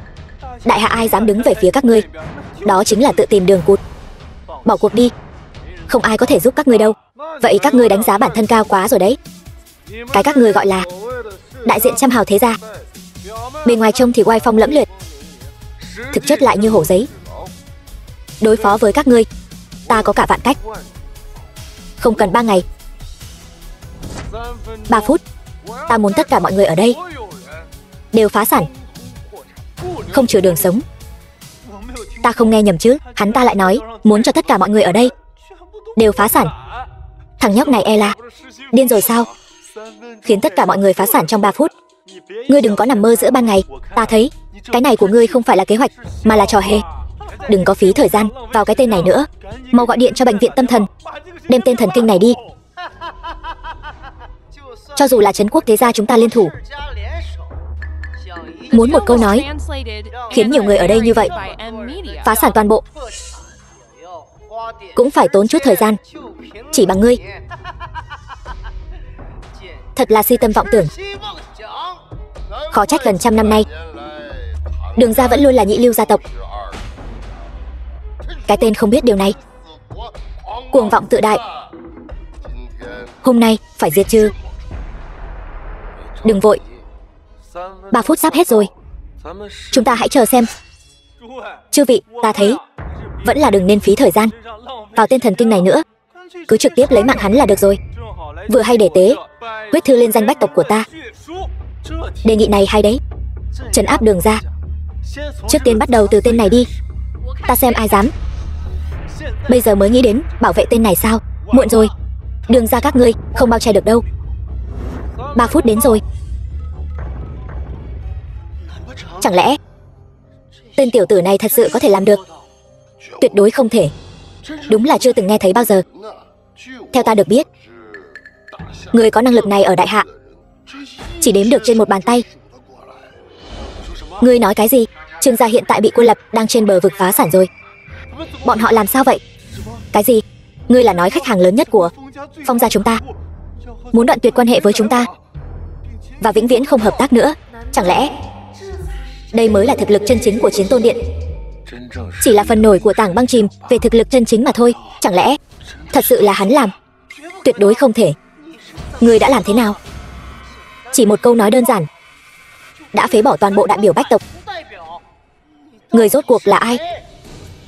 Ta là ai không quan trọng, quan trọng là ta có thực lực này. Vậy dám hỏi các hạ, hôm nay đến đại hội thăng cấp thế gia của ta rốt cuộc là có mục đích gì? Hôm nay ta đến chỉ là muốn xem một đại hội thăng cấp thế gia công bằng, công chính, công khai. Nhưng không ngờ lại bị một lũ cờ hó sủa không ngừng, hướng ta mà nhe nanh múa vuốt. Ngươi, thế nào rồi, Tiêu gia chủ? Đại hội thăng cấp thế gia này có thể chính thức bắt đầu chưa? Đương nhiên có thể.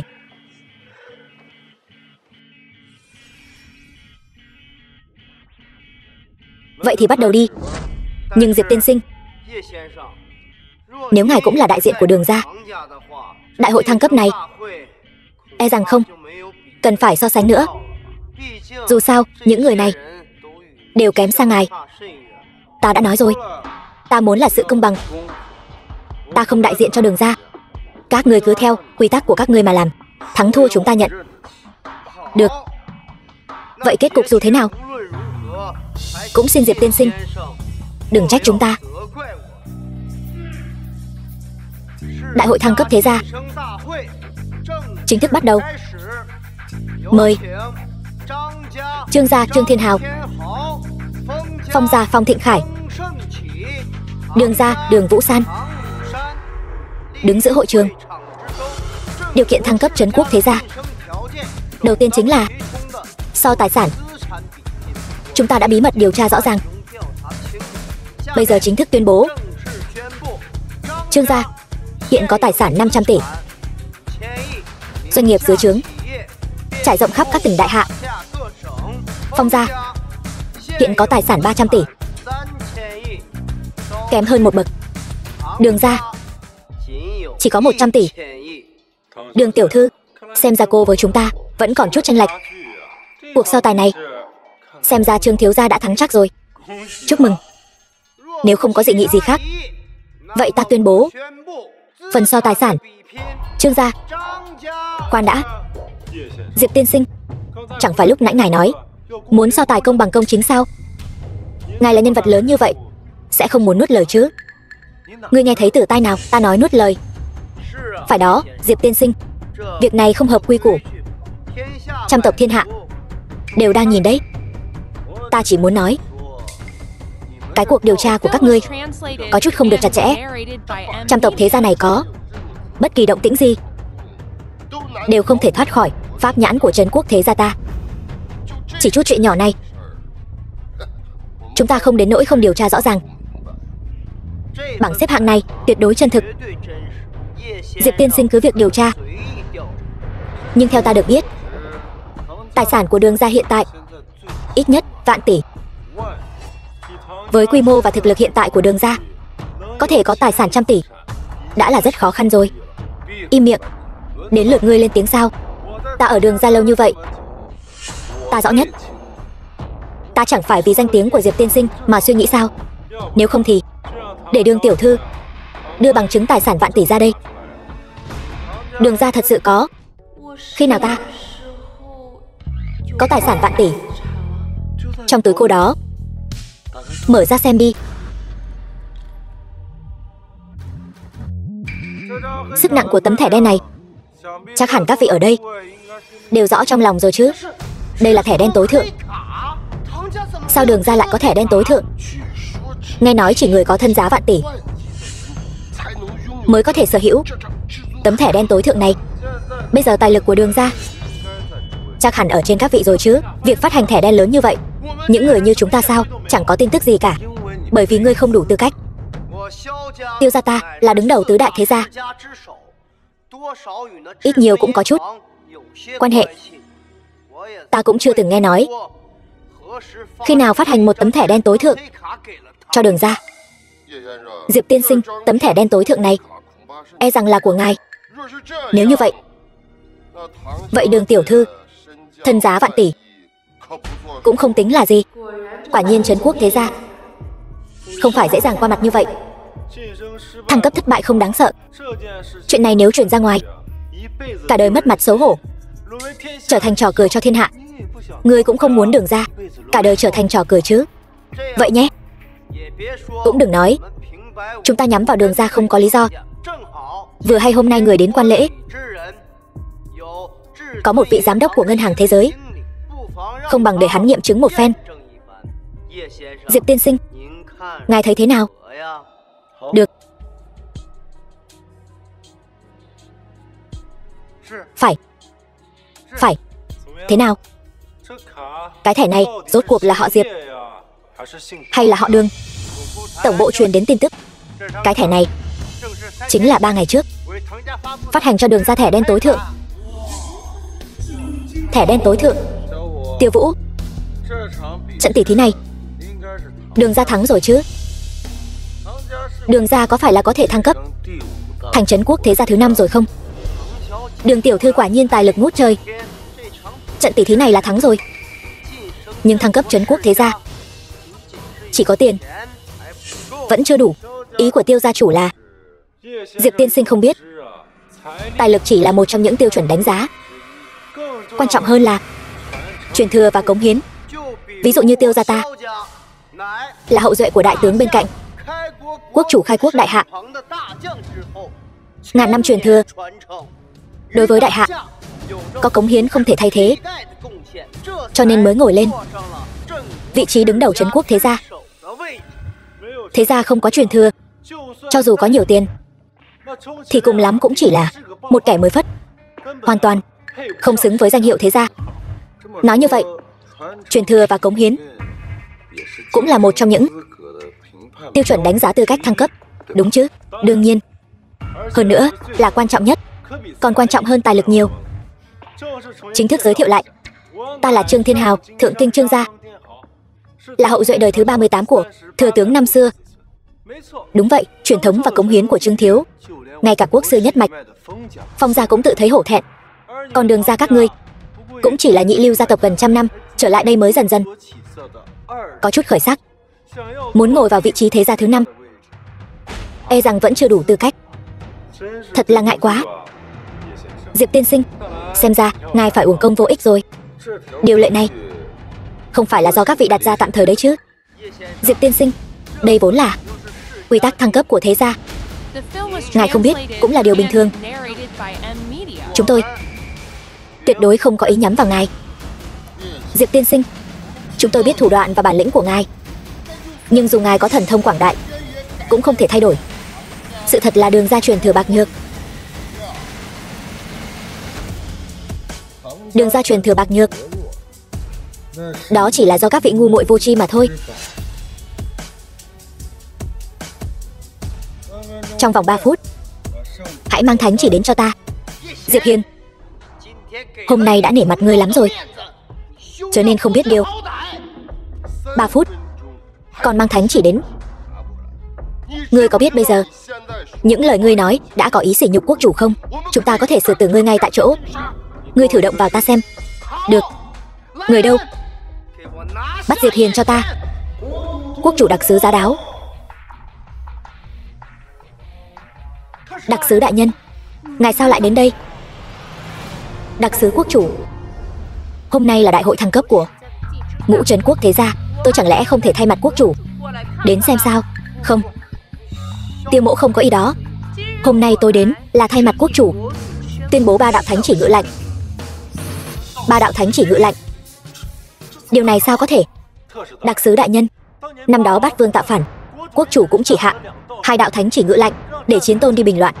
Ngài nói quốc chủ hạ 3 đạo ngự lệnh, chẳng lẽ là đang giễu cợt tôi? Ngươi đang nghi ngờ ta? Không dám, chỉ là ngài nói có hơi nguy hiểm, tôi có hơi không dám tin. Ngươi có nhận ra thanh kiếm này không? Đây chẳng phải là bảo vật trấn quốc của đại hạ, do nhân hoàng để lại. Thần hiên viên kiếm sao? Chính là thanh hiên viên kiếm này, nó vẫn luôn bị phong ấn, cho nên mới để Đường gia thay mặt bảo quản, để tránh kẻ gian nhòm ngó.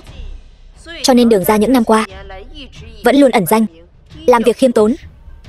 Hiện giờ Đường gia đã giải được phong ấn của hiên viên kiếm, thần khí trấn quốc tái hiện nhân gian, lại dâng tặng cho hoàng thất đại hạ, công đức vô lượng. Sao có thể như vậy được? Đường gia sao có thể có tầng quan hệ này chứ? Trương thiếu chẳng lẽ cho rằng thanh hiên viên kiếm này là giả? Quốc chủ ngự lệnh tại đây. Đường gia Đường Vũ San tiến lên nghe lệnh. Đường gia bảo vệ hiên viên kiếm có công. Hôm nay thân phận của Đường gia Thiên Niên hộ kiếm có thể công khai. Ta hỏi các ngươi, truyền thừa và cống hiến này cùng với cái trong miệng các ngươi, Đường gia rốt cuộc đã đủ tư cách chưa? Đương nhiên đủ tư cách. Đường gia bảo hộ trấn quốc thần khí gần 1000 năm, phần công lao kế thừa này ngay cả bọn ta cũng tự thấy hổ thẹn. Nếu đã như vậy, bất kể là tài sản tài lực hay là di sản kế thừa, Đường gia đều hơn 2 nhà kia. Vậy thì vị trí thế gia thứ 5 này, Đường gia hẳn là ngồi vững rồi chứ? Đương nhiên có thể. Từ hôm nay trở đi, Đường gia chính là trong đại hạ thế gia trấn quốc thứ 5, ngang hàng với bọn ta, cùng nhau quản lý trăm họ thiên hạ. Đường tiểu thư, non cao đường xa, về sau cô nhất định phải cẩn thận hành sự, đừng để ta bắt được điểm yếu gì. Đặc sứ đại nhân, nếu đã như vậy, đại hội thăng cấp hôm nay cũng đến đây là kết thúc. Bọn ta xin phép cáo từ trước. Ai cho các ngươi đi? Quốc chủ ngự lệnh có 3 đạo, ta vừa rồi chỉ công bố 1 đạo, bây giờ ta sẽ công bố đạo thứ 2. Đặc sứ đại nhân, còn có chuyện gì sao? Tứ đại trấn quốc thế gia, Tiêu gia Tiêu Vũ, Mạnh gia Mạnh Đức Minh, cùng với một trong trăm họ thượng kinh, Trương gia Trương Thiên Hào, bước lên nghe lệnh. Tứ đại trấn quốc thế gia quản lý trăm họ không chu toàn, coi trời bằng vung, kết bè kết phái, khiến trấn quốc thế gia rối ren như nồi cám. Hôm nay liền phế trừ vị trí thế gia, tịch thu gia sản Chu Di tam tộc, đuổi ra khỏi đại hạ. Đặc sứ đại nhân, chuyện này sao có thể như vậy được? Nhất định là có kẻ gian hãm hại bọn ta. Xin quốc chủ minh xét. Hãm hại? Ngươi uy hiếp các gia tộc khác chỉ để bảo vệ con nuôi của ngươi. Chuyện này thật sự không ai biết sao? Ngươi ngậm máu phun người. Đặc sứ đại nhân, ngài đừng nghe hắn ngậm máu phun người. Diệp Hiên, ngươi tính là cái thá gì? Ta thấy ngươi là không muốn sống nữa rồi. Vô lễ. Đứng trước mặt ngươi chính là đánh lui địch nghìn dặm, hộ quốc hữu công. Vạn người kính ngưỡng, đứng trên vạn người, Chiến Tôn Điện điện chủ. Chiến Tôn đại nhân. Cái gì? Hắn là Chiến Tôn. Vài trò bẩn thỉu mà các ngươi làm, ai nấy cũng đã sớm biết rồi. Ngươi tên rác rưởi này, làm việc ngang ngược, cường hào ác bá, thậm chí còn dám đánh thương Đường gia chủ, cướp đoạt Bích Hải Ngọc Long. Các ngươi rốt cuộc là thế gia hay là thổ phỉ? Hắn vậy mà là Chiến Tôn. Đã biết rồi thì còn không mau cút ra ngoài, chờ đợi xử lý. Chiến Tôn đại nhân, cảm tạ ngài vì quốc chủ lôi ra những kẻ bại hoại này. Trách nhiệm của ta, vậy ta liền tuyên bố đạo thứ ba. Thánh chỉ ngự lệnh. Đường tiểu thư, ta xin chúc mừng cô trước. Quốc chủ có lệnh, hôm nay ban thưởng cho Chiến Tôn Diệp Hiền, Đường ra Đường Vũ San, hai người kết làm phu thê, vĩnh kết đồng tâm, bách niên hảo hợp, và sắc phong Đường Vũ San làm thủ lĩnh thế gia, thay thế tứ đại thế gia, quản lý thiên hạ bách tộc. Thế nào, cái đại lễ này đấy, nàng có thích không? Ta đã chuẩn bị rất lâu rồi. Gả cho ta đi. Làm gì thế, có nhiều người đang nhìn. Mặc kệ đi, nàng là quốc chủ mà, thân xác. Nếu nàng không đồng ý, chính là kháng chỉ. Ta đồng ý.